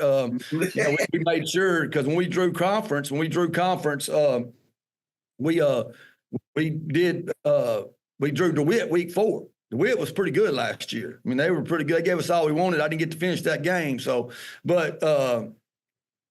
we scheduled a bye on purpose right there. I wasn't playing anybody week 3. That's why it took so long for us to get our schedule done. We were going to have a bye week 3, and that really gives us 2 weeks to get ready for DeWitt. And hopefully, we'll know where we're weak at, and we can fix them during them 2 weeks. Well, let's go through a little bit about your conference has changed a little bit. Stuttgart's back in there with Coach Price. You just mentioned DeWitt, Hamburg. Crossett's got a new coach. Star City's got a new coach. I mean, talk to us a little bit about your conference. I mean, they just be blunt and honest. Y'all dominated that thing for 20 years almost. I mean, so what are you seeing? Your conference? Do you think it's better? Obviously, Stuttgart, who you played in the past, I think you played them twice. Yeah, we played Stuttgart a lot, so they're a familiar opponent for us, but they're new to our conference. It's the first time they've been in our conference, and Coach Price is in the same boat we are. I mean, they're young. They got a ninth grade quarterback. His son is going to be a sophomore now. He played every game last year. They got a great young group coming from junior high that was like 8-1 in junior high or 9-1, and then he's got some skilled guys who are older classmen. I think they're going to be in contention of the conference. DeWitt, like we talked about, they're sitting there. They finished really good last year. I think your alma mater ended up beating them in the playoffs. Or no, they beat them, right? Yeah, sure did. Last minute of the game. DeWitt beat them in the last minute of the game. But I think they're going to be better. They were all sophomores last year. They're going to be much improved. Star City's got a new coach with Coach Norton, who's from here. I coached him back in 04, 05, or 03, 04. And then Croslett's got a new coach. And Hamburg, I think they're going to be better. This is kind of their year as far as, Coach Johnson's been there, and this is his third year there. So he's looking to be much improved. So I think our conference is going to be better. So it's going to be exciting to see, especially with how it's all set out as far as, with us playing DeWitt early and the conference changing from us playing Stuttgart week 7. We've been always playing them week 1 or week 2. Now we're playing them week 7. That's kind of different. Well, let's go look at overall state-wise. I mean, you're preseason number 1, which, I mean, that's great and all. But basically got a lot of people coming back and what you've done in the past. And that part, I think when you've talked about it off there, I think 4A, it's kind of wide open. It's a lot different than it has been. I mean, you stand there, when you talk about the 7A, set the 7A, 4A, Arkadelphia, Bauxite, you saw them last year, probably got one of the best players in the state. John Fogelman back at Malvern, Nashville, somebody that I keep hearing, they kind of get it together, got a shot. Elkins, Prairie Grove bouncing back up, Batesville Southside dropping down, them and Prairie Grove, with that conference. And then, looks like Ozark and Dardanelle are going to fight it out over there a little bit. And talk to me where y'all fall. Little Rock Mills, another very talented team that's dropping down. How do you get back to War Memorial Stadium? Because you know how to get there. No, I ain't been there in a while. Semifinals, man. I thought it was easy. First 7 years, first 7 times I made the semifinals, we won. And the last 4, we've lost. So, we got to figure it out again. But, I've always said this. I know it makes some people mad, but 4A, and people who went from 4A to higher classifications will tell you this too, that 4A football's tough. You can go win your conference and be sitting pretty good. And in the second round, you're going to play somebody pretty good. If not second round, in third round, you're going to play somebody really good. And then that's just, you still got 2 more rounds after that. So it's a grind. It's a 5-week grind. Whereas in the 6A and the 7A, you're going to get a bye. And you win 1 game, you're in the semis. Yeah. Come on now. Like 5-week playoffs is tough now. When you're playing the best of the best in your classification, you got to do it at least 4 weeks straight. That's tough. And with 4A football, you're always going to have someone you don't know about. Always. And it's going to be somebody that's going to come out of nowhere that you look up and all of a sudden, where did they come from? The Pea Ridge in 2016.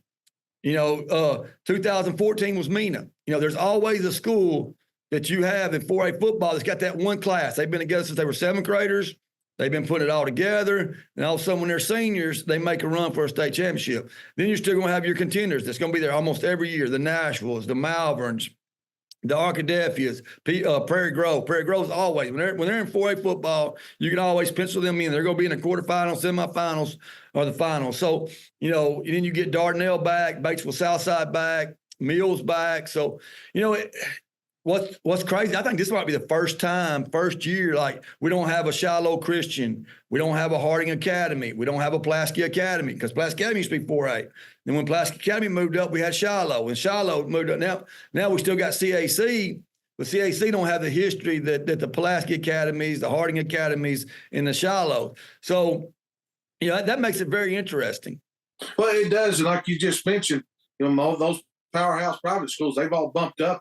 Let's just throw it out there. They've been pretty successful when they've gone up. PA sitting in 7A. We'll have Coach Lucas on later on. You're exactly right, but there's no, talking to other coaches in 4A, usually one or two, you pick one or two out, and I think you nailed it. You could have a surprise group to come out of this deal out of nowhere. And there's no doubt about that. But, it is crazy if you think about it. Like you think back as far as I've coached in 2000 as head football coach, has always been a private school here. Yeah. Always. That you knew that, hey, they're going to be there in the semifinals. And most of the time they were, and whether it be Pulaski Academy, whether it be Shiloh Christian, whether it be Harding Academy, CAC a little bit in the early 2000s, and then 3A was the same way. Now they're all gone. They're up there with 5A, 6A, and 7A. That's going to make it wide open. I mean, it's going to make it wide open on both sides, where the last two, like you knew Harding Academy was going to be there last year. I mean, they were there, and then the year before. So that's going to be interesting. That's going to be the interesting thing about it, because I don't know how many times a private school has played for a 4A state championship. I bet it's been a bunch. If you go back and you look over the last 20 years, whether it be some, and that's what I'm saying. So now it's really wide open as far as the teams who can make it. And I think you can see some teams that a lot of times, what people told me when I first got here was, and if you think about it, it happens. The same teams get there. It's hard for a new team to get there. And that's true. If you look at it over the years, you hardly ever see a new team get there. But once that new team gets there, they tend to get back again.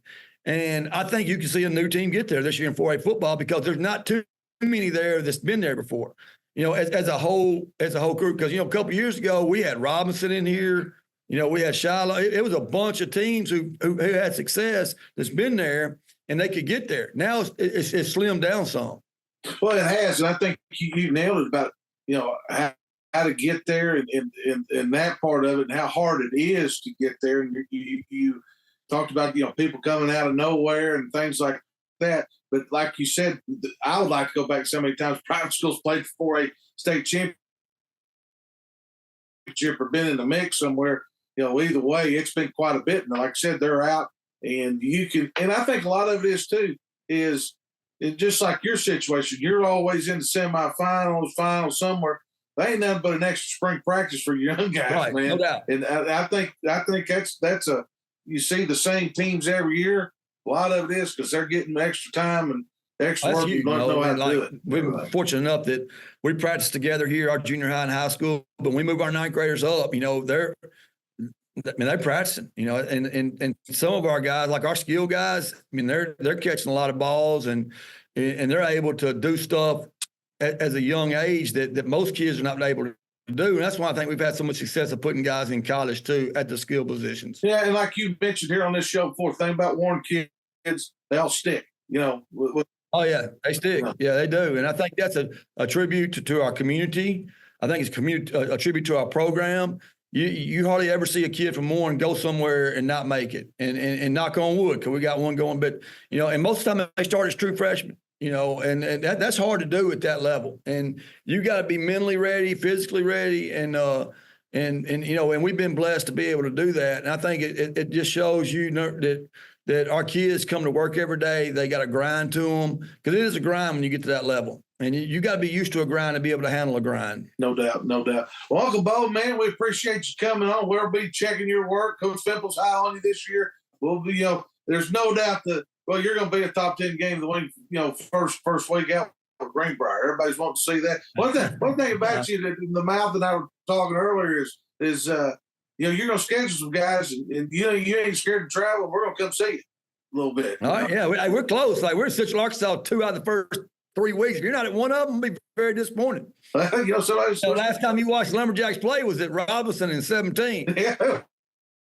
What? Yeah. Guy named Traylon Burks had a pretty good night that night. Yeah, he played. He was pretty good. No doubt. Well, I'll get you off there, man. Don't get too hot out there. Keep grinding, baby. All right. Appreciate you. Thanks, Jeff. See you, buddy. All right, guys. Well, we just heard from Uncle Bo. Uncle Bo feels good about his league, but he thinks his league's obviously tougher. Broke down 4A.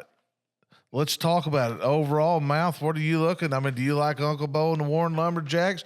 You got Burns out there. You've got Arkadelphia. You got Bauxite. Mills. That's another one right there. You got 5. You got to say Warren's probably the favorite, but you got 5 teams that could win it in in the 4A. Ozark could very easily win it. Mills has athletes. I mean, it's just that's tough. If you win the 4A state championship, you've done something. You've earned your ring this year. Yeah, then you have Daryl. What are you seeing here in 4A? I see Warren, the Lumberjacks, is setting up there. I think that you can score so many points. You could play both ways. I mean, that was the thing about Warren is it's so different. You're going to have to score a heck of a lot of points to beat them. And then you're looking at them probably hosting you in the playoffs, which is not a great place to go play. I mean, I hate to see what Uncle Bo's record's at home, but, I'm pretty sure it's pretty high up there. You got Warren, and then, of course, you got some guys on the outside looking in. I think Elkins is ready to make a push. It's one of those things, if they can get on the other side of it. You got Ozark that's always going to creep around and get you 8, 9, 10 wins, get in the playoffs. Comes down to matchups, but I think Warren, they win this one pretty easily. I'd be surprised if by the end of the year that we are not talking about them as being one of the better teams in the state of Arkansas. Warren. No pressure, Uncle Bo. No pressure. No pressure. Warren's the only team that can beat them is Warren. It's when it comes down to third down and long. I mean, they were able to go use those receivers, and it was just so hard to match up. I mean, you don't have 3 defensive backs, that can go with any of these guys. I mean, I watched Jordan jump over 3 guys on 3rd and 10 in a 2-minute drill just without.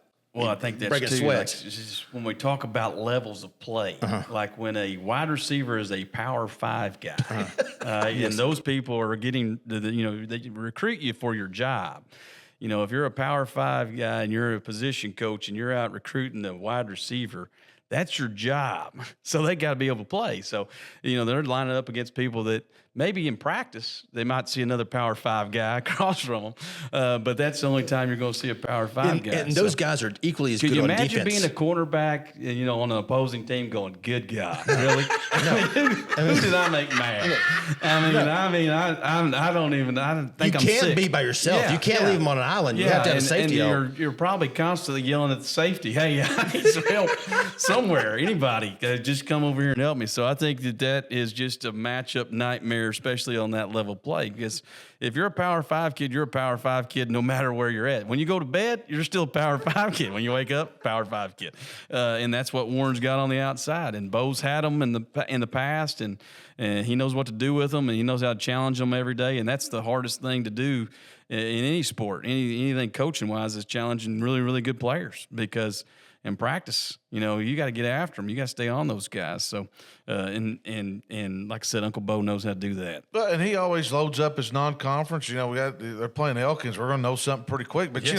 I could see be the one of those teams that ever wins or loses that game, them matching up somewhere down the road. I'm going to throw one at you too. And we talked a little bit about. Better keep an eye on Batesville Southside. Yeah, I think you do. Yeah. I think them dropping the way they did in the playoffs last year. Coach Simpson's kind of got that deal going. Well, they got everybody committed. They committed. So they showed last year they can beat speed with Robinson. Yes. They didn't. They lost to Camden Fairview, who has size and speed. But I thought had a great football team. They had a great football team. Coach Vaughn. And they were the ones to keep close with Parkview. Yeah. I mean, it was a close game in the semifinals. I mean, they're physical. Yeah. I think that's what I want you. If I could add about Elkins, when it gets playoff times, if Elkins has had a good enough regular season where they're playing home the last weekend in November, weather's going to play a factor. Yeah. Plus, they've got if they've got home field in any games in the playoffs. You got to ride a yellow dog a long ways to get to Elkins. Long ways up hills. Yes, sir. Both ways. Exactly. With Elkins and Bauxite and these teams that they're up here that aren't necessarily always up there. Yeah. When you see, like, when they get to the playoffs, they don't. Once they do it, I think they'll be fine. But getting there and expecting to win, Warren expects to be there at War Memorial. It's no big deal. They know where to dress. Yes, they know where to park. Their fans know where to park. Yes, and they know which side they're sitting on the whole 9 yards. I think once they clear that hump, then it's going to be extremely good for the Elkins. But they got to get over that hump of just getting to there. And that's a tradition. That thing just doesn't happen. Derek is they get used to it, and a lot of the teams that want to practice that time of year, the teams that move on, the teams that don't, they're out of there. Yeah. And I mean, like Warren's Booster Club saving money for the playoff run. Yeah.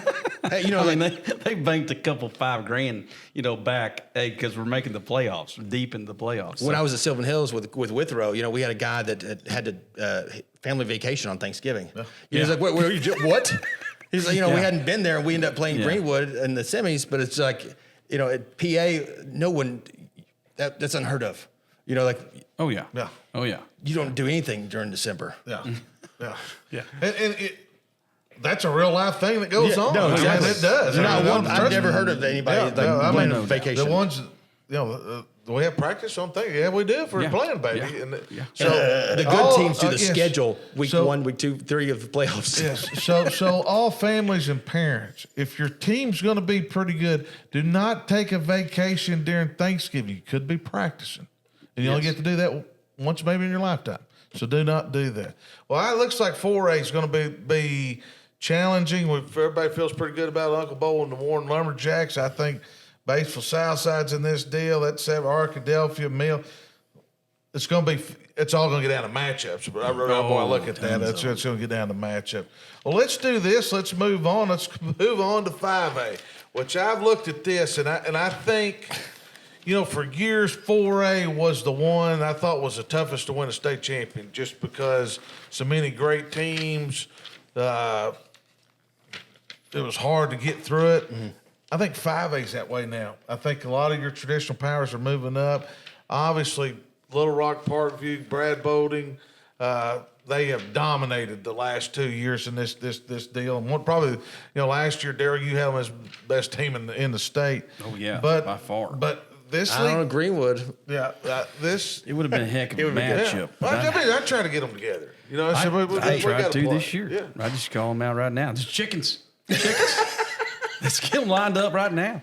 It's a scrimmage. It's a scrimmage to have. Do a team camp right now. Why That's what not? we're waiting on, man. Let's Come do it. on. Well, let's look at this, and we're going to get into each conference, but if all the classifications dynamics have changed in this league, obviously, and then you've got Harding Academy, and we'll get into that, jumping up in the East, and Parkview, and this part. Let's start in the 5A Central, which I think pound for pound might be the toughest conference in the state of Arkansas. I mean, you got the coaches like Robinson. I'm going to let you get in the Maumelle. All the transfers came in there. Pine Bluff, who had a great year last year. Looks like they've gotten turned around. Daryl Patton going to Whitehall, traditional winner. Coach Zach Clark with the new line offense dropping down. And they feel pretty good about it. BB with Coach Bingham, who left, I think is a very underrated coach at BB. Jacksonville, guys doing a pretty good job there. So you've got watching Chapel. Let's talk about this league, because here's what I'm also this 5A West, who we'll talk about the very last is going to match up with that conference in the playoffs. Talk to us a little bit about some of the Maumelle transfers in this league, Thomas, and we'll hit over. So it's a carousel in Little Rock here. Robinson's quarterback goes to Parkview. North Little Rock's quarterback goes to Parkview. Goes to Robinson. They've gotten some guys in. Both Maumelle and Robinson have both got a lot of new guys in, a lot of production from other teams, like another 1,000-yard rushers. Maumelle probably has the most.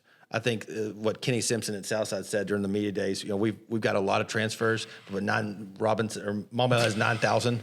They got all of the CAC production. Then those guys are big. 3 receivers that are 6'3", that can go get the ball. They got my brother's running back at PA, who is one of my favorite kids, and he's an awesome kid, Nate Thomas. And so I think he's got some D linemen from Little Rock Southwest. So it's a completely new team, and it's like a whole different roster. It's a different roster. So we tried in the book to say moved from so and so, because you see all these new guys, you're like, where did he come from? If we don't mention that they moved in from other schools. But I think Robinson was so young last year. Their defense is going to be really, really good. I saw them at team camp, and they were hitting him pretty hard thud only. You know? Well, and we had, and Todd talked to Coach Skull. We talked to him last year, and he was like, we're talented. He goes, but we're a year away. He kept saying that. I'm a year away. And so, but Pine Bluff, Michael Williams has done a great job. I mean, I absolutely love him. He's keeping the kids there.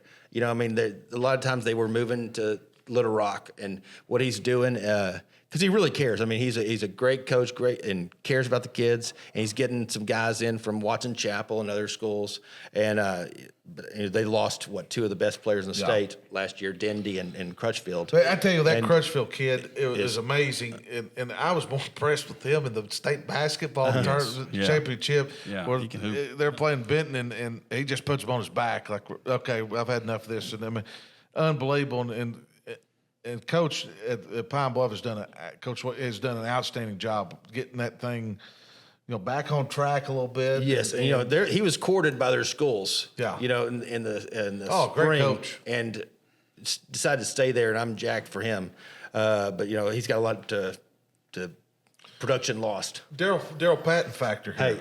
Hey, a winner. Yeah, coming down. I mean, if anybody knows that, I know that. I mean, everywhere he's gone, he's won. Southwest is a new school. You kind of got to throw that out there. Throw it out of his resume when you look at building, because that was just. I don't know if anybody can do it. The way the game is now. If you're trying to build a program, now when your sophomores have a good sophomore season, they move. Yeah. So it's hard. It's really hard. But I think Whitehall is the perfect place for him. I mean, obviously Boulding did it, 3 years ago, 4 years ago, and I think they can do it again. And Zach Clark, obviously, y'all know Fayetteville guys. He's offensively, he's really, really good. He's a wizard. Yes, he's a wizard. Hey, and he's got a lot of people back offensively. He's got all 3 wide receivers back, good quarterback. Let's do this. Let's go ahead and bring on the new line offense himself. Our Lindsey guest, head coach, Searcy Lions, Zach Clark. Thanks for having me on, Jeffy. Well, it's been a great run. You guys, let's get into this before we get into your team, man. Talk to us a little bit. You've been at 6A. Searcy won state championship a few years ago in 6A. You've been there. This is going on your 3rd year. All of a sudden, we got the big drop down to 5A. And then the more I've looked into this, 5A might be more difficult than any other division there is in the state of Arkansas. And get into this part. Talk to us a little bit about this. Let's talk about your team first before we talk about the drop. Is you got 9 guys back on offense, 6 back on defense. So got a lot of returners. Got to the playoffs last year against a good Greenbrier team. Kind of beat up going into that game. Talk to us about your team. You feel pretty good about this bunch coming back this year? I do. I like this bunch. We've got more returners than we ever have since I've been here, and so that just makes. I mean, when you have an experienced team, it just makes the first 2 days of practice, the summer workouts, just everybody knows what to expect. It's been a lot of fun, but it's also been, you don't have to go back. It's not like day one install. I mean, we've got. We feel like if we had to, which I'm glad we don't, but if we had to, we could play a game in a week. So that's nice. Having a good mix of returners and then a big sophomore class kind of up, coming up behind them that we're happy about. But we have a little time to develop those guys and bring them along. Well, and all of a sudden, and I know you feel good about it, but then you're dropping down to 5A. It was kind of you and Harding Academy jumped up in the same town. They go east, you go central. You go central, and my gosh, I mean, there's going to be maybe 2 really good football teams that could maybe win a playoff game, maybe not make the playoffs. And let's get into it. You got Robinson, who I've talked to Coach Scola this time last year, saying we're a year away. Well, they're here. Maumell's just had an unbelievable. People just rolling in Influx. there, Coach Influx. Coach Mob's done a good job. Pine Bluff is Pine Bluff, and they've done an outstanding job with their program. Had a great run last year. And then your old boss, Daryl Patton, down at Whitehall. You're sitting there getting against him. BB with Coach Bingham. I think in Jacksonville, you think that that guy does a good job. Looking at very well coached, a lot of great players. Where do you fit in the mix of this, and where do you see this conference going? Well, that's kind of the thing. I don't know because we haven't seen anybody in this conference. Well, except for Jacksonville, they are, they've improved every year since Eric's been there, and so I don't know where we fit in. I know, when we went to team camp, this summer, and we saw Robinson and Pine Bluff, Maumelle, Jacksonville, BB, I'm sitting there going, man, I thought moving down was supposed to be, it was supposed to get a lot easier, and it's just not. That's the thing about it. The truth is, it's just not. We know it's going to be a very difficult conference, but if we can get to in that consistency where we're playing well every week, I do like this team. I think we are better than we have been since I've been here. And so that's encouraging. Well, it is. And then, you talk about statewide, we're hitting that, and you got Parkview sitting there 2 times to finish state champion. I got to see them work out about a week or so ago. And, their skill guys are very impressive. Then go to the weight room, check out the linemen. They're pretty good too. I mean, it's unbelievable. And then you got Harding Academy, jumped up from 4A last year to 5A, moving to the East. Joe T. Greenbrier, I think, is going to make a lot of noise in 5A, Pine Bluff, Valley View. All these guys are in the mix there. And what do you have to do to get your team to War Memorial Stadium? I mean, and we always talk about injuries. Let's kind of, that's right. Let's kind of get that out. What do you do, obviously, to get in the playoffs, to get set up and make a run at this thing? Well, the one thing that we've done that's been different is our numbers in the weight room throughout this offseason have been very impressive. We more or less overhauled our kind of the way we did things, our commitment to the weight room with everybody on the team. And the kids really bought in, and we have gotten a lot bigger and stronger, certainly than we were the last couple of years. What needs to happen now is that needs to translate on the football field. And if we can hold up physically and perhaps even be bigger, stronger, more physical than the other teams, that's going to be our recipe, and that's going to be our formula this year. Well, and you've made a commitment to the weight room. But, I was over there during, I believe, earlier this year, watch you guys work out. Of course, one of our guys, the mouth here, it's on this show. He's over there all the time checking you guys out all the time, man. And been bringing lunch, setting up everything. Yeah. And you've committed to the weight room, and talking to you earlier, at the end of last year, that was one thing you said, we've got to get physically stronger, and you've done this, and hopefully it goes to the field. Well, talk to me. Let's throw Parkview out there. You're in the mix here. Where do you see 5A playing out a little bit? I mean, Parkview's up there, and I've talked to Coach Bodie, looking at all these teams here. I think they're going to get pushed a little bit this year. And what's your thoughts? They're kind of the ones that everybody's chasing naturally, and they've kind of earned the title. We didn't see them the last few years. We've seen them in team camps, have not seen them this year. But if they're anything like they have been, which by all accounts they're that, if not more, then they're the team to beat, and rightfully so. But that being said, I think I'll put it this way: 5A is a whole lot deeper than I thought it was going to be when we when it came out that we were moving down. It is incredibly deep, and we're going to have to get better each and every week. We're going to have to, again, that physicality is going to have to show up, and then we're going to have to bring some kids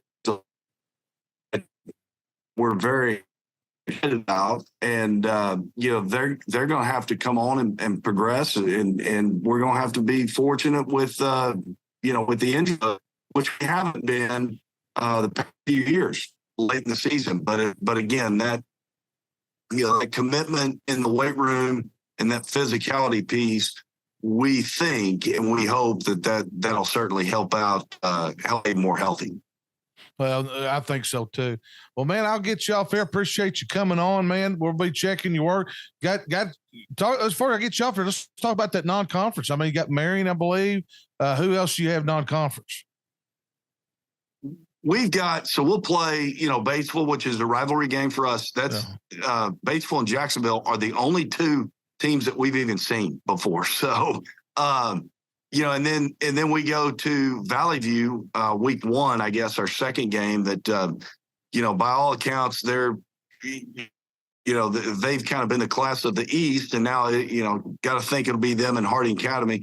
And then we've got Harrison coming to town for our last non-conference. Those are we'll have 3 very, very good non-conference games, and certainly need to start strong. If we do that, I think we can get some confidence rolling and kind of roll into that conference season. No doubt. Well, Coach, I'll get you off here, man. We'll be checking your work. The New Line offense, was always a big favorite to the show here, and we'll be checking you out. Big games early on. You got a bunch of big games in that conference, and we're going to have you on. A bunch of those guys at 5A Central will be on bunch during the week. So, well, good luck to you, man. We'll see you down the road. Well, the New Line offense, obviously, in the Central, they feel pretty good about it. Let's head over to the East. And let's get to this. Let's start with you, Coach Fimple, and then we're going to talk to the mouth over here who's, well, we know what he's going to do about it. I've got one thing on Harding Academy. It's Owen Miller. The guy's coming back off 49 touchdowns he threw last year. Can you imagine that? 49 touchdowns. Yeah, that's people's career, by the way. He had 3,800 yards passing, 226 of 296. And I'm going to say those 70 passes, 50 of them were drops. He did not. I don't think he missed very many of them. He did, but yeah, come up in big games. He's got them sitting right there. Well, Matt, and you follow Harding Academy pretty good. I mean, your hometown there, yes, Cersei with the New Line offense with Zach Clark, but now you're also with Harding Academy. To me, and I'll throw this back to you, Thomas. 2-horse race here a little bit. What do you think, Mouth, with Harding Academy, Valley View? They played last year. Harding Academy put it on them pretty good, but Coach Cockrell there at Valley View's really got that program going. Talk to me, or do you think it's just Harding Academy? It's a 2-horse race, but I'm not so sure how much power that second horse has. Oh. Okay, I like it. Bold statement here from the mouth. Bold statement. They lost their 3-year All-State quarterback, but they've got another guy coming in who's an athlete, and they're kind of like the school, like you see at Elkins and Farmington, where everyone's moving that way. Tons. And they've got, it's a great school. It kind of reminds me of a PA atmosphere. Mm-hmm. Like I went to a scrimmage there last year, and it was a full house. It was a scrimmage, and everyone's, a ton of people there, all supporting their school and that football team. And so I think that this program is going up. It does. And let's get into this too, Tom. So, you're sitting there. Clay Toddy's over there at Wynn. Went through his first year. And that had to be difficult for him going from Rising to Wynn, and then the tornado and 3 weeks into this, he's there 3 weeks. Hadn't even moved his stuff in yet, and then the school's destroyed. Doesn't even know the junior high guys that coming in, and then now he's trying to figure out where they're going to school. Like they're going to Cross County, Forest City, and Marion. They're because they don't know where class is going to be. So everything went wrong that could go wrong last year, and him to make the playoffs. It's impressive. Well, he's a ball coach. And he is a ball coach. And you don't win that many games by accident. Exactly. And he is a absolutely wonderful guy. One of my favorites. And Wynn, is a tradition football. Yes. It's just Wynn expects to win, and those kids do too. Well, he's got 8 and 9 back on both sides. He's got 17 cats back at Wynn. So, he's got something going there for him that way. Got returning starters all over the place. His biggest thing is that, you've got Valley View, who, like we said earlier, is kind of the new place to go in Northeast Arkansas up there. But you still, you got a ways to go that way too. But I kind of like Wynn with their experience. They're going to say they lack depth, of course. But, man, what a job he's done. Just getting those guys in the playoffs last year. I'm sure there was days he didn't know who was going to show up. There's no doubt. He was just like, and you know, you don't abandon Toddy. You know, it's like those guys that left, they're not coming back. He's like, you're not allowed to come back. You know, it's he's got some high character guys that stood there that came back. Yes, you know, when everything was tough, they stayed with him, and so I expect big things. And then you got Hardin Academy. You know, they've won 4 of the last 5. You know, this. Coach Evans is 89-17. Well, let's do this. Let's go talk to Coach Evans. Let's do that. Let's go. Let's have our Lindsey guest, Coach Neil Evans, head coach, Harding Academy. Thank you, Jeff. Man, last time we were here, I started thinking about, y'all just won a state championship. Harding was on their way to win a national championship. This year, if you and Searcy can play in the state finals, maybe, and Harding goes on, and they're in Little Rock and Harding somewhere getting ready to play for the national championship, I don't think anybody's going to be in Searcy. I don't think anybody's going to be there. Man. Nobody will be in Searcy, but the president of the United States will be wherever we are because we'll be a big deal. That's exactly right. Exactly. Well, let's get into it. Last year, really dominate 4A. I mean, you had a tough state championship game in the second half of Rivercrest, but really just rode through the playoffs against a bunch of good teams, making that jump to 5A. And I think you're ready. You get pushed in, you and Searcy drops. So whenever you're going to go central, one's go east, you're going east. Very familiar with that league. You played the conference champion last year in Valley View and beat them in the first game of the year. Talk to me about the jump. Talk to me a little bit about, what if you had to do some things in the weight room, or just status quo is what we do? Because you got 7 guys, 7 guys that play back on offense and 8 back on defense. So you're a very veteran team.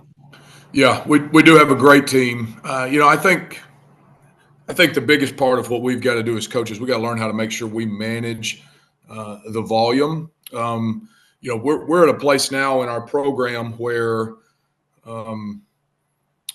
we don't necessarily have to kill each other every week in practice. We're trying, especially being older, but also moving up to 5A and having a little bit less depth than some other people. I think it's paramount that we get our guys to Fridays healthy. And so I think my job as the head coach is to really pay attention to that. I think that's the biggest jump that I see.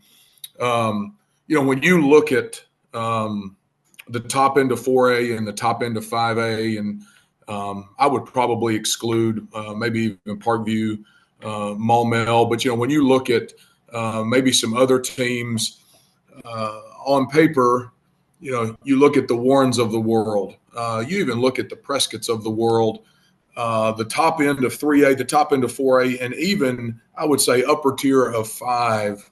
The difference is not as much. I'll tell you where I think the difference is I think the difference is in the middle. Your middle teams in 5A seem to be very, very, very solid. And I think that's something that we will have to adjust to. Is I think the baseline competitiveness, the level of coaching, the amount of players, I think that's where it runs into feeling like, man, I got more competition, right? Because there's been some games where we could get healthy, or we could get some things fixed, or work on some things, and now we just got to go. Now there's a sense of urgency and go, okay, if we don't show up, we're going to get our behinds beat. So, I think you nailed it. It's week in, week out part of it. I mean, and you just nailed, man. There's great teams at 4A, but it's 5A deal. I really look at both classifications. 5A, 3A is about as tough as, depth wise. There's all kinds of great teams there. Let's get into your conference a little bit. Valley View's been very good. You're familiar with them. Obviously, you played them. Coach Toddy's, kind of getting that deal after going through a tornado and what else could go wrong and win Arkansas, obviously. Sure. And then, Coach Hampton at Nettleton does a great job. Batesville, Green County Tech, Paragould, Green County Tech's been down, moving up. The league pretty good. And I'm not being ugly to the league. It's probably not the strongest league there is in 5A. Sure. But talk to me a little bit preparation wise. I'm looking at your non-conference. My gosh, but nobody wants to play you though. You got Marion. You also got Benton on the scale. Who's your second gamer, Coach? Yeah, it's CAC. CAC. Plumlee's coming over. you've gotten ready for it. You're obviously, but how difficult was it to get non-conference games? Then talk to me where you see the conference kind of. Well, it wasn't easy to get non-conference games.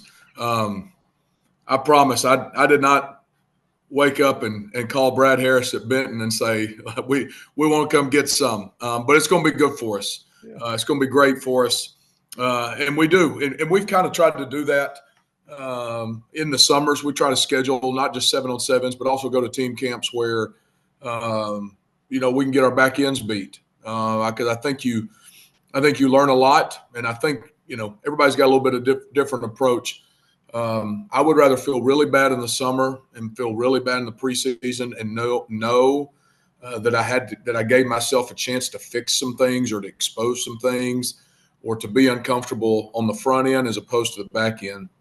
I'll tell you, outside of Valley View, I know the league in terms of names, but because we've not been in a junior high league with them, there's a part of it where we don't know.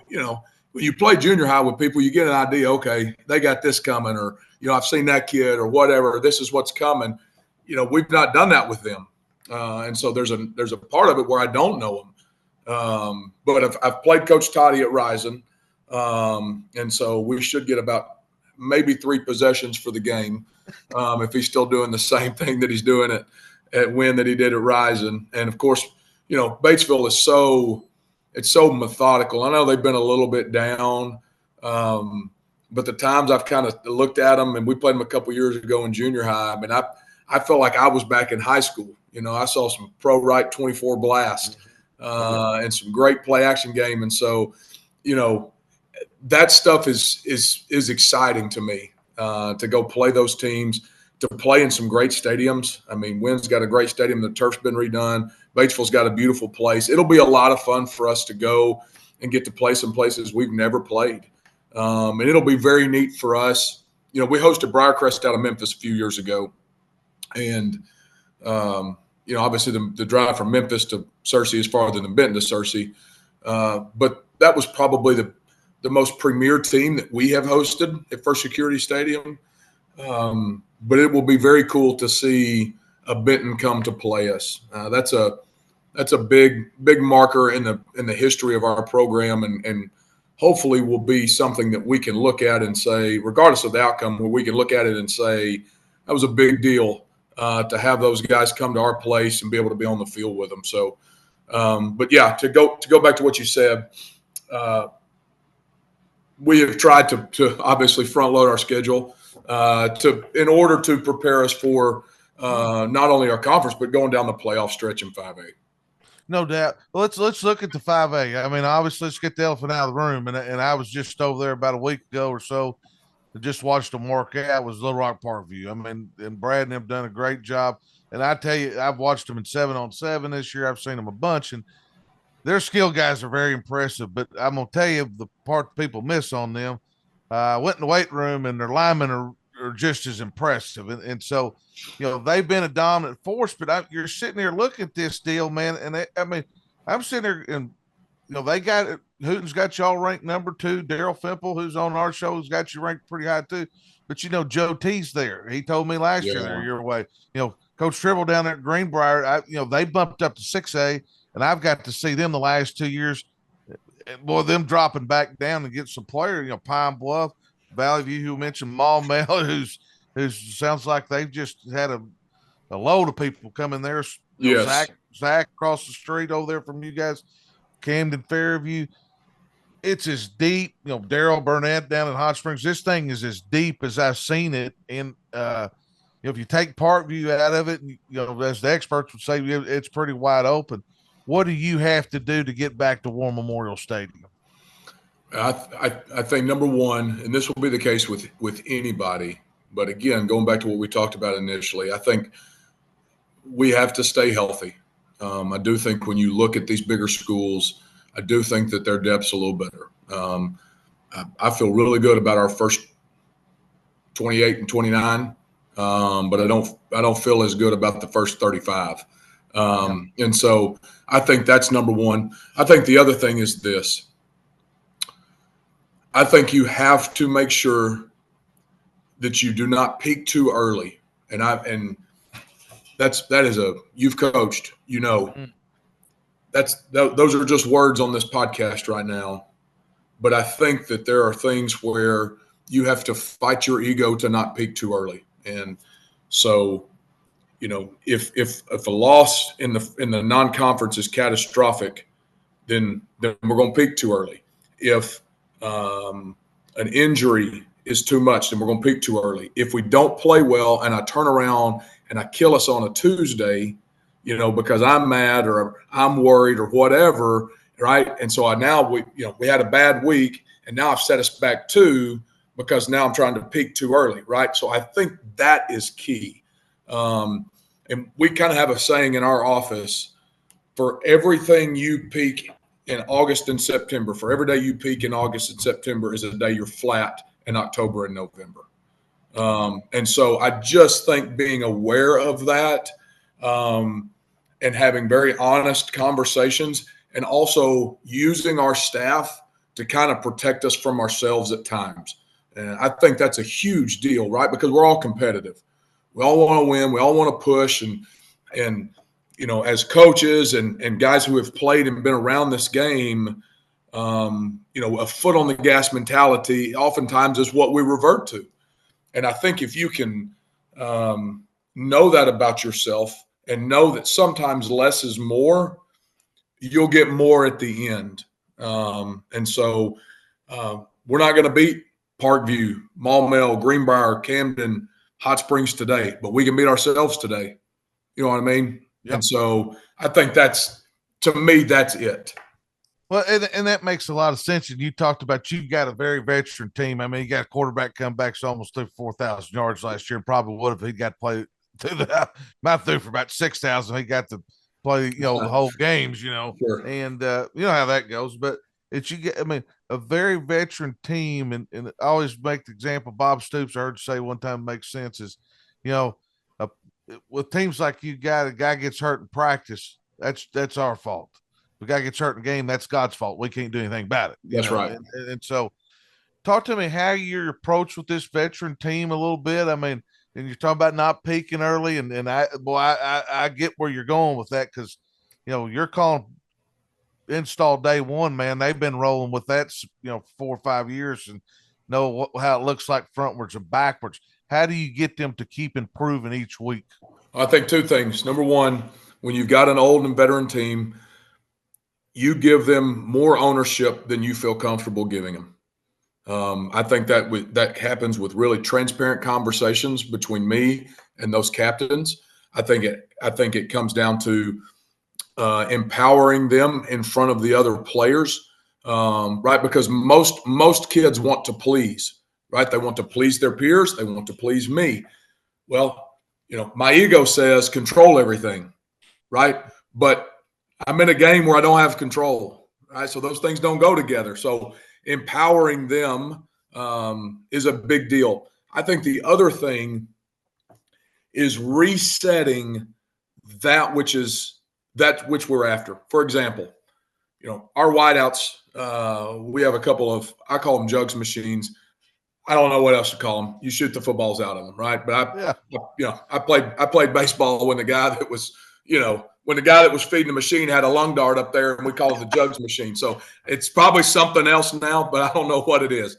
So anyways, we have a machine that will shoot footballs to people to catch. And like our receivers have a program that they've got to go catch on those. Well, if I just go out there nonchalantly and just go, I got 50 catches today and I got 25 from whatever it is, then I will simply go through the motions, right? So, but if I've got a veteran guy, I pull him aside and I say, hey, how many front stripe catches can you make? How many times can you catch it on the front stripe? And how many guys can you bring with you? And I think our staff has done a really good job because, the schemes are installed, right? Yeah, we're going to game plan and tweak some stuff. But, this, the way we get our guys in the summer, most everybody, fall camp starting is just, we just look around and we go, oh, we're doing the same thing we've done in a sense. But I think when you have that, you can make it about something more, but you can't do that if you're tired. you can't do that if you're tired as a coach, right? Because you can no longer be creative, right? Because now you're in survival mode. So again, as the head coach, it's part of my job to make sure that our staff also is not more burned out than they already would be just given everything, right? But those conversations can't happen if everybody in the office and everybody on the team is dragging in every day and we're just going through the motions of ace, fast screen, right? And we're just lethargic. And so, again, I think those two things are what come to my mind on that. Well, that's interesting. Well, Coach, I'll get you off here, man. I know you're busy taking time with us and everything. Hey, we'll be obviously you're going to be a top 10 game of the week quite a few times, especially early on during the year. We'll have you on. Hey, good luck to you, man. We're always pulling for you, and we'll see you down the road. Okay, thanks, Jeff. Well, he feels pretty good about the adjustment of moving up the conference, which, that part of it, but, depth. But, we talked about it. They beat Valley View last year. So, I mean, that East right there, to me, it's a 2-horse race. And the Valley View game, though, came down to the injuries. The quarterback for Valley View has double cramps in his legs, and it's a 35-35 game when he leaves. And then Wyatt Simmons gets hurt, too. So, staying healthy, I mean, that should be a great, great matchup. You've got to think, though, Coach Evans is getting some juice on this. I mean, they go to 5A now. Got my quarterback back. Dare say it. I'm going to make a mark here. You're going to move me up. I'm going to make my mark here. Yeah. So you got to think they've got a little chip on theirs. This is probably the most motivated they've probably been in the last couple of years. I mean, they knew what they were up against going in, and now everything's new. And hey, we're the new kid on the block, and here we go. Well, Matt, let's get into that a little bit. I mean, you're over there. You talk to the people. I mean, what's their think of moving up? So there's concern just because they don't know anything about the teams that are in their conference. I mean, fan support concern. Yeah. They just don't know anything about anybody in that conference other than Valley View. And I don't think they have much issue like they did in 4A. I mean, I think they're going to be in the same spot as they were in 4A. It's just where do they play Parkview? They're going to be in the playoffs in the final 2 or 4, just like in the 4A. Right. I don't think it's going to make a bit. I don't think it's going to make a bit of difference. I told my sister, I said, I'm just going to tell you right now, because she was worried about it. I said, the worst you'll be 7-3 regular season. I think that's 8-2. 8-2 will be the worst. Worst low ball. Yes. Right? Yeah, I mean, 8-2 is the what worst. Thomas has done, if you look at the win trends, since 19, they've won 13 games a year. That's an average of 13 a game. 13.4 to be exact. I mean, that's crazy. And that ain't changing. And that's pretty good, boys. So you got to think that guy right there, even before then, from 04, they were winning 11. So they know how to win at Hardin Academy. And I'm telling you right now, is if you get bumped up and you get put and challenged on this line, he's got to be loving it. I mean, he's got to be playing up the poor boy in the neighborhood. Oh, yeah. I mean they've been hearing about Parkview all year. Yes. Well, don't mention the name. Well, let it roll out. I'm going to tell you this, though. They've got to stay healthy. Their numbers Oh, yeah, 100%. aren't near what the other 5A schools would have. Well, you got to think too that he's kind of pushing it to the middle too, because he's got Marion at Marion. Yeah. He's got a go-to CAC Mustang Mountain, and then he's got a home game against Benton. I forgot about the Benton game. I mean, that's a hellacious game right there. That'll be a top 10. So Coach Evans is going to figure out where he's at right quick, Yeah. and then he's going to get back into conference play. We got a bunch of good week 3 games that I want to be there at. is. And I like it. These coaches have been around, they're challenging each other, challenging their teams early, and like I said, hopefully everybody stays healthy. He's getting ready for Parkview. Well, let's do this. Put as many as you can in front of you. Exactly, and we keep bringing them up. Let's go ahead and do this. Let's go on and move to the 5A South, and let's go ahead and bring on 2-time defending state champion, our Lindsey guest, head football coach, Little Rock Parkview, Coach Brad Bolding. 2-time defending state champions. Coach, welcome to the show. Thanks for having me. Appreciate you guys having me on. Well, we're excited about this. I tell you what, I probably watched your team more this summer. We're going to get into it. A lot of high expectations. Got a lot of big time players. We all know that. Been over, watched you guys at 7-on-7 this summer. Been over to watch a couple of times you work out. And probably what people, they're always talking about your skill, guys. Most impressive thing to me is going in your weight room and looking at your linemen. I mean, you got there rolling. Let's talk about a little bit about your team, how you've come off back-to-back state championships and, winning 2 in a row. Running one's hard, and going back-to-back is being perfect the way y'all were last year. Got a lot of guys back. As Coach Daryl Fimple on the show says, those guys get bored sometimes. How we keep them focused all the way through it.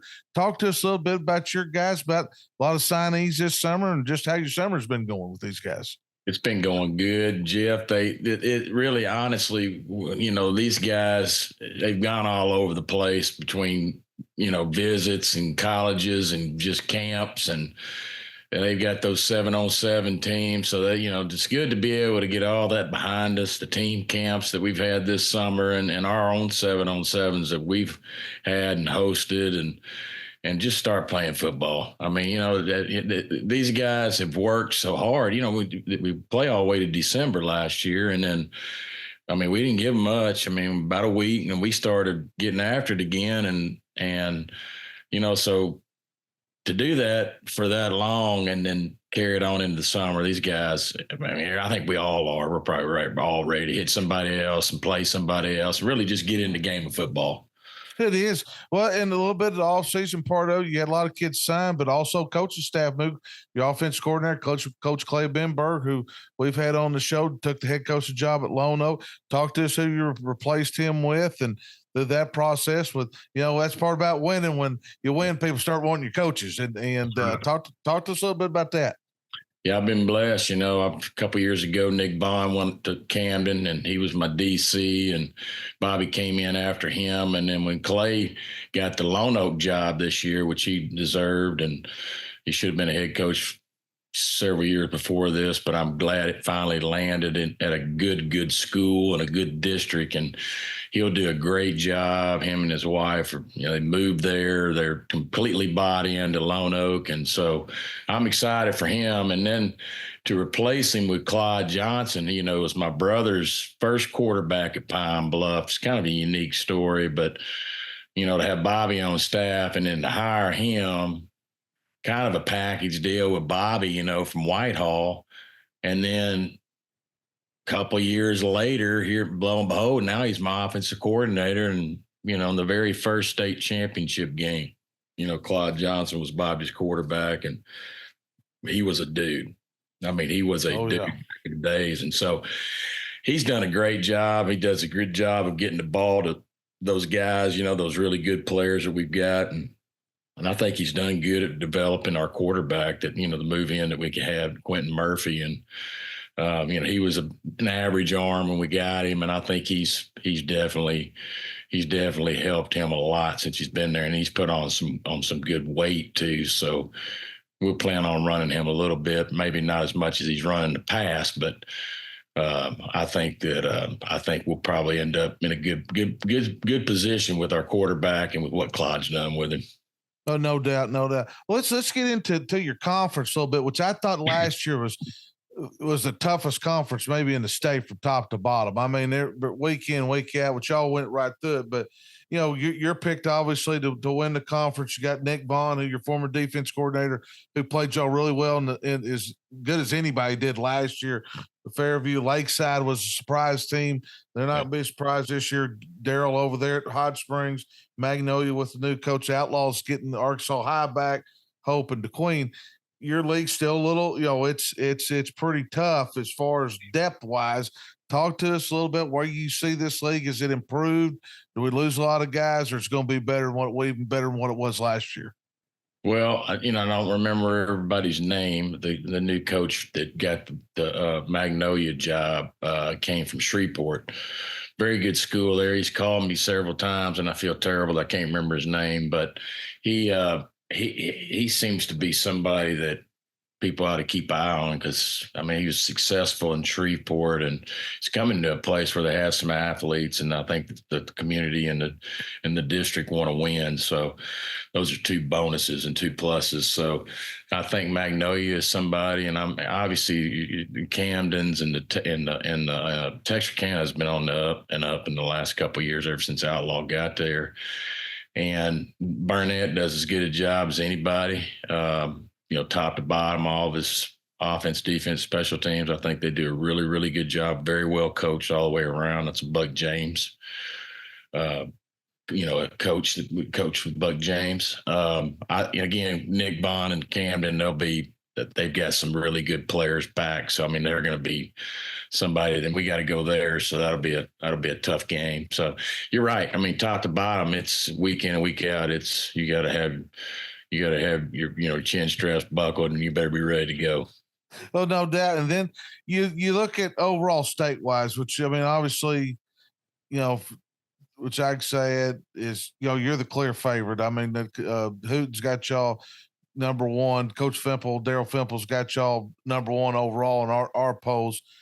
Harding Academy bumping up, going to the East over there. That they've got a quarterback. It's probably thrown for over 4,000 yards. Got to play in all the games.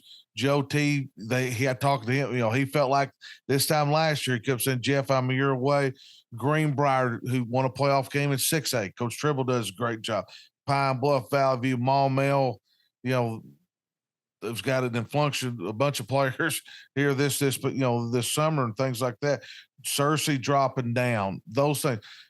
Farmington with the new coach, kind of wide open deal here with 5A. And what do you got to do to get back to War Memorial Stadium for the 3rd straight time and to win it? Got to win. No, that's definitely the easy way out. But I mean, I think it started back in January with our guys. This senior class is a special group. I mean, obviously a lot of them were playing when they were 9th graders and played in semifinals, and they were also part of the team that beat Greenwood, but got beat by Greenwood in the semis that year when they were 9th grade. So they learned a lot. And then from then on, I mean, they've done nothing but win, and they've had some good leadership in front of them. So I think that this senior class will be a group of guys that will be, have from soon as the game was over with, we're already talking about what they need to do to win another one. I mean, and because you've been there, it's for lack of a better word, it's like a drug. It's that they want, when they experience it once, they want to experience it again. And so to get there, man, you just named off some teams. I mean, my goodness. I mean, those are some really good teams. And then you just all of a sudden throw Harding Academy into the mix, and it just really throws a wrench into everything because they've done such a good job.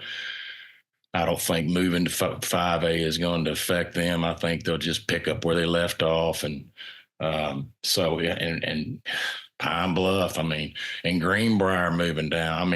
Or Russellville Searcy moving down. I'm sorry. I mean, you just went on and named so many. I mean, I'm just like, good night. I mean, that's a 5A's tough. I mean, and our conference is tough. And statewide, I think it's one of the toughest in the league in the state. Well, I think it's very deep. Obviously it's very deep. And one thing, when you won 2 state championships in a row, it's hard to find non-conference games. I mean, and even with the success that you've had in your career, especially at Parkview with your program, talk to us about this brutal non-conference schedule. Obviously, it's going to get you prepared for conference and state. Let's go through it a little bit. Who you're opening up with? You got Brian also. Talk to us a little bit about your non-conference before I get you off here. Yeah, we scrimmage Catholic week from next Tuesday, and we'll go over there and scrimmage them, and then we'll have long. We got a little few days, and we play Melissa, Texas. That's on a Saturday, August 31st, 7:00 in Texas, $40 million stadium.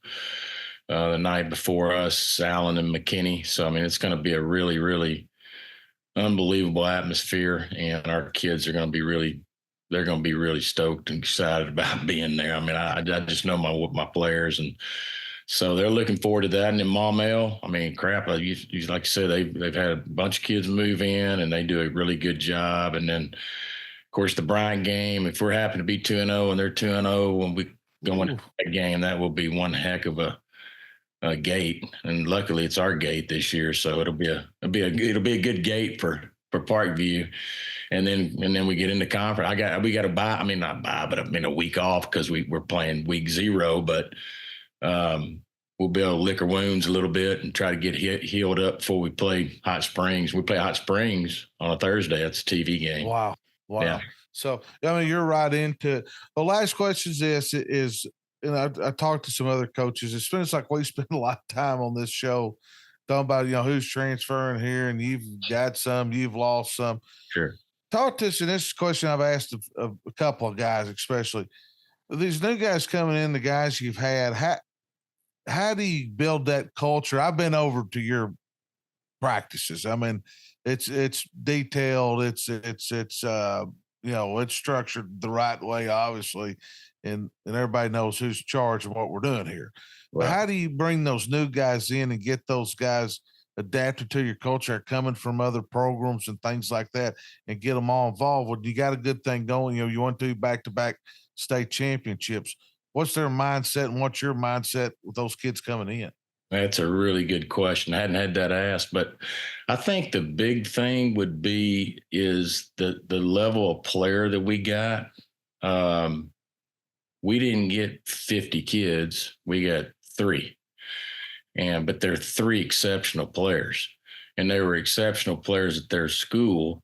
And so when they came over here, players like that, as you know, they're natural leaders typically. And if they're not, they just don't fit really into our program. If they're just going to be prima donnas, they just fall to the wayside. So, and they figure that out real quick, like you said, and from day one. So, I mean, we just have not had any issues with kids falling in line. I mean, it's like you said, it's everything's so structured that you know where you're supposed to be, how you're supposed to be there, what you're supposed to be wearing, and what time you're going to leave there to go to the next place. I mean, it's just training them to do it. And so,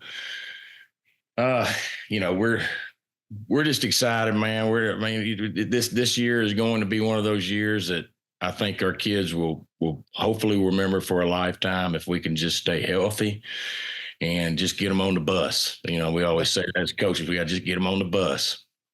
Well, and that's the main key. Well, Coach, we'll get you off here. Obviously, we're going to have you on a bunch during the year because you'll be a top 10 game of the week. And we got you, Coach Fimple's got you ranked number 1 overall. And we'll be checking your work every week and checking everybody's work every week like we do. But, hey, good luck to you, and we'll see you down the road. Thank you, Jeff. Appreciate you guys. Thank you. See you, buddy. See you. But Coach Bolding's probably as talented as he's ever been, which is in that part of it. I thought this league last year we went through it was really tough, and I thought it really prepared Parkview for the playoffs. I mean, you're sitting there. Nick Vaughn's done a great job. We're a big fan of the show. We're big fans of him. Lakeside, they did a great job. We had to hit their coach on, Coach Rockwell on early in part of the year. Really, I mean, I thought he might have been our coach of the year almost last year. Yes, he was a finalist for us and did an awesome job. And we got Daryl Burnett sitting there at Hot Springs. I read something today. They're ready to kind of make their trend. He's been around. Lakeside, you just got the young kid just got offered by the University of Arkansas. Once again, Power 5 kid. We got a Power 5 kid. We got a Power 5 kid there. We got to talk about. But exactly. And then Magnolia's got a new coach. Texarkana, Arkansas High, Coach Outlaw. And then Hope and DeQueen. But this league, Thomas, break it down. Obviously, it's Parkview. Coach Bolding feels pretty good about it, but it's kind of like I told him, I think they're going to get pushed a little bit this year. Not a chance. The good thing for everybody else in the playoffs is I think that these guys are going to have so little reps in the games that 5 minutes after the national anthem, they're going to be sitting on the bench looking at their second team and all season. So you worry about that. And I'm saying this jokingly, I think, but it's not far off. I think this team is so talented. And the thing that no one really sees, I mean, I guess you can see it, is how disciplined they are. They're not just athletes. They're well coached, and they play disciplined football. Their starting defense is only allowed I think 4 points a game. So the 10 points allowed during the season that they allowed last year, is 6 of it is from the second and third team. Well, I will say this, Coach Bolding, I bet still counts it though. Coach Bobby Bolding. Oh yeah, gosh. There's no doubt about that. It's so funny. Yeah, he is just so detailed in defense. Just this tiniest thing. Brad's the big picture. And so I think they work so well together. It's just a perfect match. Well, and Brad's got to replace him. We talked about it. He's got to replace Coach Ben Berger's been with him, and got a new offensive coordinator, Claude, and that's change, guys. They're doing the same stuff, but it's a change. It is. Well, it's a change, but look who you're changing it with. Yeah. It's not a bad job to take. If you've got this many moneymakers on the outside, you can do a lot of things inside. You got a new quarterback. Of course, Brad's going to play it up and bad mouth everybody in the world that he's got. They're poor, pitiful me. But he's got a lot of skilled positions. He does a great job challenging kids every day. They're big in the weight room. I think some of their stats even get hurt because yes, they have to set them. You can't play. They say Ja'Cory Smith had 65 tackles. Well, he had 65 tackles in 2 quarters. Yeah, exactly. You got to rest the guy. But you're looking at big time athletes over there, and like you said, the Bolden boys are phenomenal coaches. I've been around them. They do so many great things for kids, and their kids are prepared for the next level. Once again, Power 5 kids, the people are taking these kids and they're showcasing these kids. And once you have those kind of kids, just kind of swarms. Everybody wants to play with good players. And if you're a competitor, I bet their practices are, if they went ones versus ones, would be I can guarantee you the Bolden boys are going 1-on-1. There's no doubt. Now, which side they coach it, they might get in a fight with each other, but I'm pretty sure they're going 1-on-1s. There's no doubt. Obviously, got Parkview here at the top, but these other teams can make long playoff runs. We saw Fairview. Who you like here? Thomas, Fairview. You got Lakeside, Hot Springs. Fairview. Vaughn has done an unbelievable job. Underrated coach. And and they lost. I can't remember last year. To Parkview in a really close. I say close game. It was close. It was close for a while, and it was the most they'd been pushed. Mm-hmm. And I think Fairview is going to make a run. I think they probably are one of the top teams in the state if you throw out Parkview. Any other conference they win. Yeah. And hands down. Running back, wide receiver, linebacker, offensive line's a big question. I think he lost 7. But they got some big guys on the sideline last year. Yeah, they have some monsters coming too. So you never count them out. And defensively, they're really good. They got 7 returning starters back from the defense. It was pretty good. And like I said, I think they just kind of got wore out a little bit in the Parkview game. But they ain't scared of Parkview. That's the big thing too. Well, they're not scared of. Well, there's some connections there. Vaughn was with Brad and the coach, and he knows the program. He knows kids. He understands what they're doing, how they're doing it, and I think that's always an advantage. All right. I think the big advantage too is when you play a Parkview team that your kids need to realize who's watching Parkview play. This is a chance for you to maybe make you a little money on the side there. Yeah, you might be able to get some lights up here. It might not be all closed all the time. Another guy that no one that doesn't get a lot of credit. Obviously the Lakeside, the Hot Springs, they're doing an awesome job. But Outlaw at Texarkana. From what he inherited, the first game I saw him, I think he scrimmaged Ashdown. I was there. It was his first game there, and they had 3 seniors, and it was just bad, and they were not good. Saw him last year at team camps, and they were competitive. They were, I didn't say beating PA at 7-on-7, but they were locking them up, and it was you could tell the excitement was there, and they hadn't seen that in a long time. Well, and the thing about him is you nailed it, because I remember before he took over the job, just for some random deal, saw a picture of the Arkansas high football team the year before he got there. And, of course, my connections in El Dorado and, just the battles we had with those guys. I was Johnson. and Bill Keppel was there, and all of a sudden I was like, where's all the players at? Just the numbers wise. And that league just went back and forth. And thing about Hot Springs, and they ended up doing it last year. They played well at home, And we kind of challenged them here on the show. We challenged them on the show. We did. About, getting it together on the road, and they did. Let's move over to the old 5A West. What a bunch of storylines in this league, buddy, in the off season here. The departure of J.R. Eldridge, and we bring in the legendary Hall of Famer, buddy. Coach Tommy Tice there at Farmington. Greenbrier moving up, who I think Coach Tribble and them will be a major splash into this one. I thought they had a good team last year. Won a playoff game in 6A. Big thanks for them. And really could have beaten PA. That shot. And Harrison's always been there. Coach McNabb's coming back to the West, which he's done well there. Alma, Coach Butch got the playoffs for the first time last year. Coach Ashcraft, another guy getting back in, former Conway Wampus Cat coach at Valonia. P. Ridge, Coach Cook did a great job with that bunch last year, really got that program turned around in the right direction. And then obviously Clarksville. This has been a league that's kind of been turned upside down in the offseason a little bit. So yeah, talk to us a little bit just about that dynamic. So I think we did the questionnaires for the coaches and stuff, and so I think we got a lot of questionnaires in before Eldridge left, and so they all had kind of Farmington number one, and I don't know if I think they'll still be there at the end, but there's a lot of I just worry on that, with Eldridge leaving, and then you bring in Coach Tice, who's obviously a Hall of Fame coach, and so obviously that's the only guy they could get to hire to hold the fort down. I think at this time, Greenbrier moves from 6A. They were physical. They were in a tough conference last year, but now I have a question about them. Just I've heard some things, and you can maybe clear this up.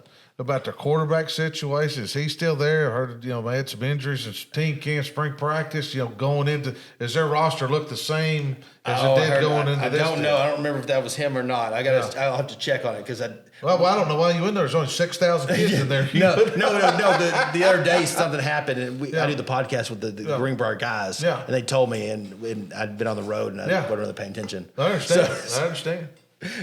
But that league's pretty tough. Daryl, and we'll get Cody McNabb factor. Let's look at some of the champ. The champ, baby. Champ. Morrilton moves to the speed is going to be an issue. I think the speed helps them. They're going from the Central where it's all speed. Yes. He said, when you West is more. They're probably winning the track meet in this league. Yes. They're going to be like, wow, how do we prepare for more? They're in the Central, they're finishing 5th Just 6th. another person. Yeah. But you got to like Farmington.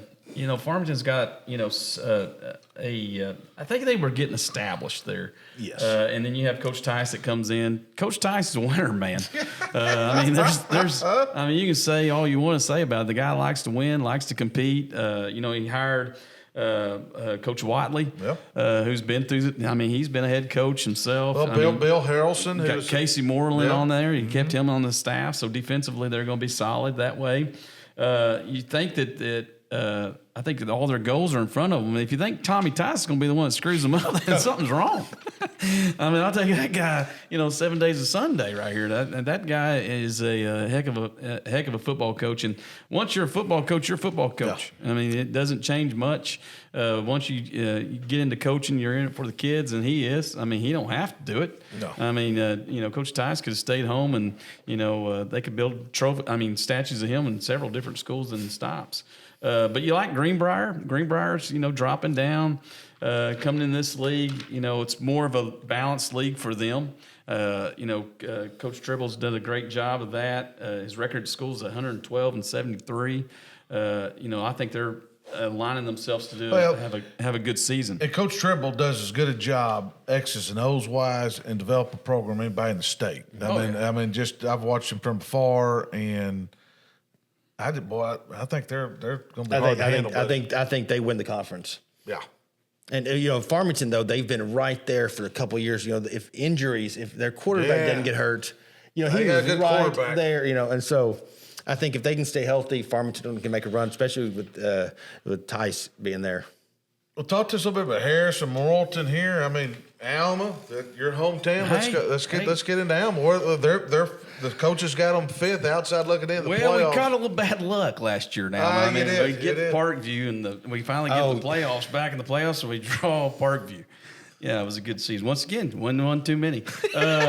You got Valonia, got new face there. Coach Ashcraft comes into that league. I mean, this whole league is just kind of weird. To tell you the truth, you just got a lot of, the old 5A West is kind of coming back together and play it out. You think of those guys being, tradition rich and so forth, but a lot of the coaches have been changed and so forth. But you still got tradition there.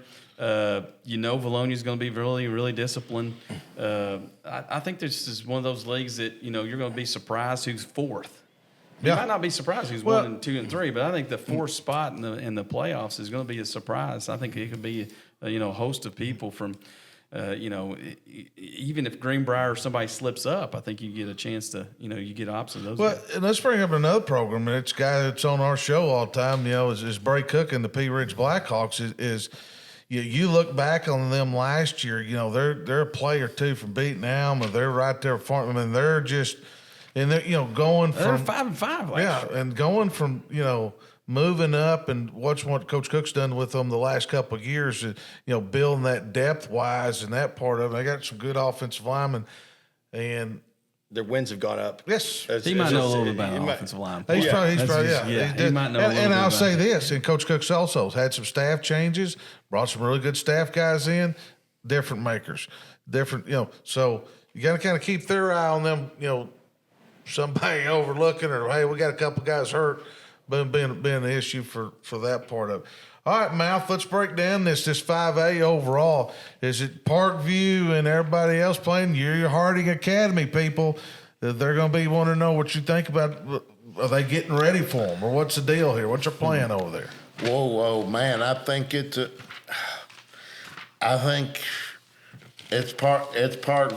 Parkview's championship in the 5A. I do. For anybody to, I'm going to go on record and say this right now.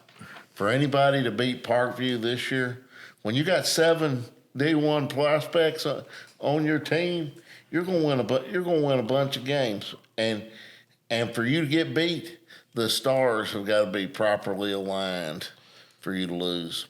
But can Harding align those stars? It'll take a Herculean effort from Owen Miller. So I think if you're going to beat Parkview, 49 you've got to have good quarterback play. I do. And then what Owen Miller does, and he actually plays defense just really well in the secondary, but they don't use him. But I think he is probably the most accurate passer I've seen. He's completing 80% of his passes. Yeah. That 47 touchdowns. 76.8 or something. So, and they're not shovel passes. No. They're not screens. It's 80% of down the field passes. They don't do a lot of where I did, to pad the stats, throw it to the running back and then count it back.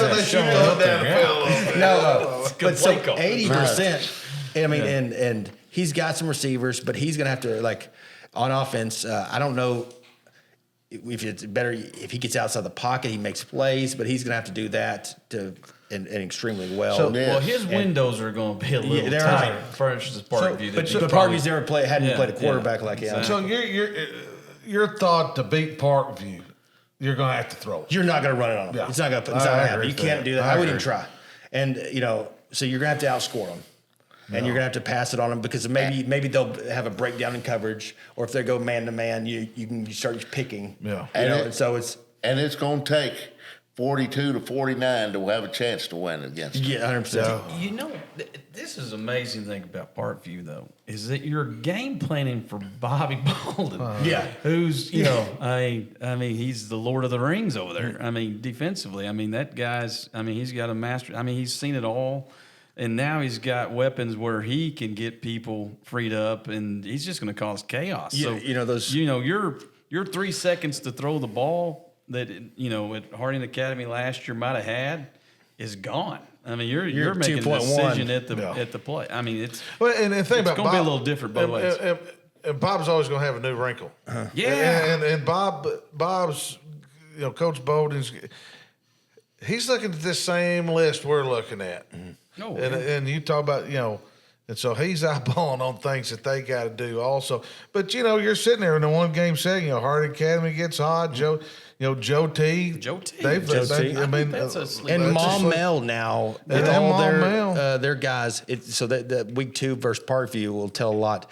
I mean, I don't know if they can hang with them. If Parkview, I think kind of Parkview's got a little chip on her shoulder for that game, and so, I think one of the things though that could be a benefit for everybody else is these guys from Parkview that are defensive stars that are on the offensive side, they don't play any until they're needed. Coach will be like, oh, well, he'll play safety if needed. Well, they don't ever play. Like Cam Settles had 2 interceptions in the state championship game. No one knew he played defense. He's a Arkansas offered, running back. And, so I think a lot of those guys, it could work out to the advantage. I mean, if you're looking for a positive for, hope. Yeah. Just gotta have a little hope. Maybe they'll get tired.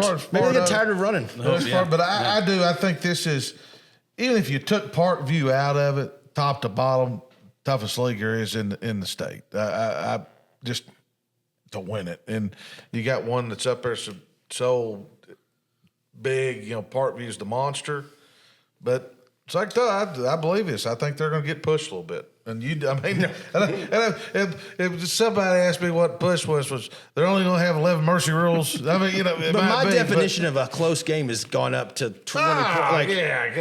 If it's 20 points, I feel like it's a close game. Yeah, Lord. Do y'all? Yeah, an onside kick and a bomb. That's all it takes, baby. I've done it all the time. Man. Oh yeah. You get in the playoffs and things get funny. But I'll tell you another one. And before we move on to wrap this show up right here is new line offense. Zach Clark feels good about his bunch. He coached quarterbacks, he can call plays. And he's got great hair too. He's got great hair. He does. He does. Yeah. He's got great hair, man. He does. He's got great hair, but he's they can make some noise. Y'all have that. I don't know what that means. It's kind of annoying, but they got a good shot and everything. I think but Parkview, no doubt, 5A could be the best team in the state of Arkansas. Well, you got to think too in the South. If you come out of there, you've seen them. Yeah. So when you get to the playoffs, you've at least seen them. If you survive, that's what I'm thinking. That's the biggest thing. So you got somebody like Lakeside and in Hot Springs. They were on a roll at the end of the year. So, you got Robinson, of course. Kind of cross town, and you think about how do you match up with Parkview because they can beat you so many different ways. And then, like we said, we got a new OC coming, so we've got something new coming. Yeah. So and he's got a lot of things he can do there on the offensive side. It's kind of different. Then you got Maumelle sitting there. How are they going to mesh and gel together with all these new guys coming in? Their biggest thing is just can they get away from turnovers? I mean, beating themselves. They have had a problem with turning the ball over, and that's just got to be something to beat really, really good teams. Like you said, you're going to have to play perfect. Yeah. Parkview doesn't have to play perfect every night. No, sir. They got dudes that make up for perfect. Yes. I mean, that's what happens when you have dudes, and they make up for not being perfect every night, which a lot of times they are though. You don't see them miss assignments. You don't see them, get a flag here or there. You don't see that stuff because the Bolden boys do such a good job of coaching them. 2 years ago, they Hot Springs on Thursday night played them, and it was a close. Yep. It was almost tied at halftime, I think. And they got in third and long. They got them in third and longs, and so you limited them because if they can get in third and longs, they're going to outside. Go or a screen or something, and so it does help because if you keep them in second and short, they can kill you in a million ways. They can. Well, hey, great follow up here with 4A, 5A. Hey, you guys right here, we're going to give you another card for working extra today. Baby. 2 cards here protein loaded from the All American Steakhouse, $100 gift card. Well, for Coach Jeff Williams, Coach Daryl Fimple, the Mouth Brent Bender, and Thomas Thrash from Hooten's Magazine. We'll see you next time.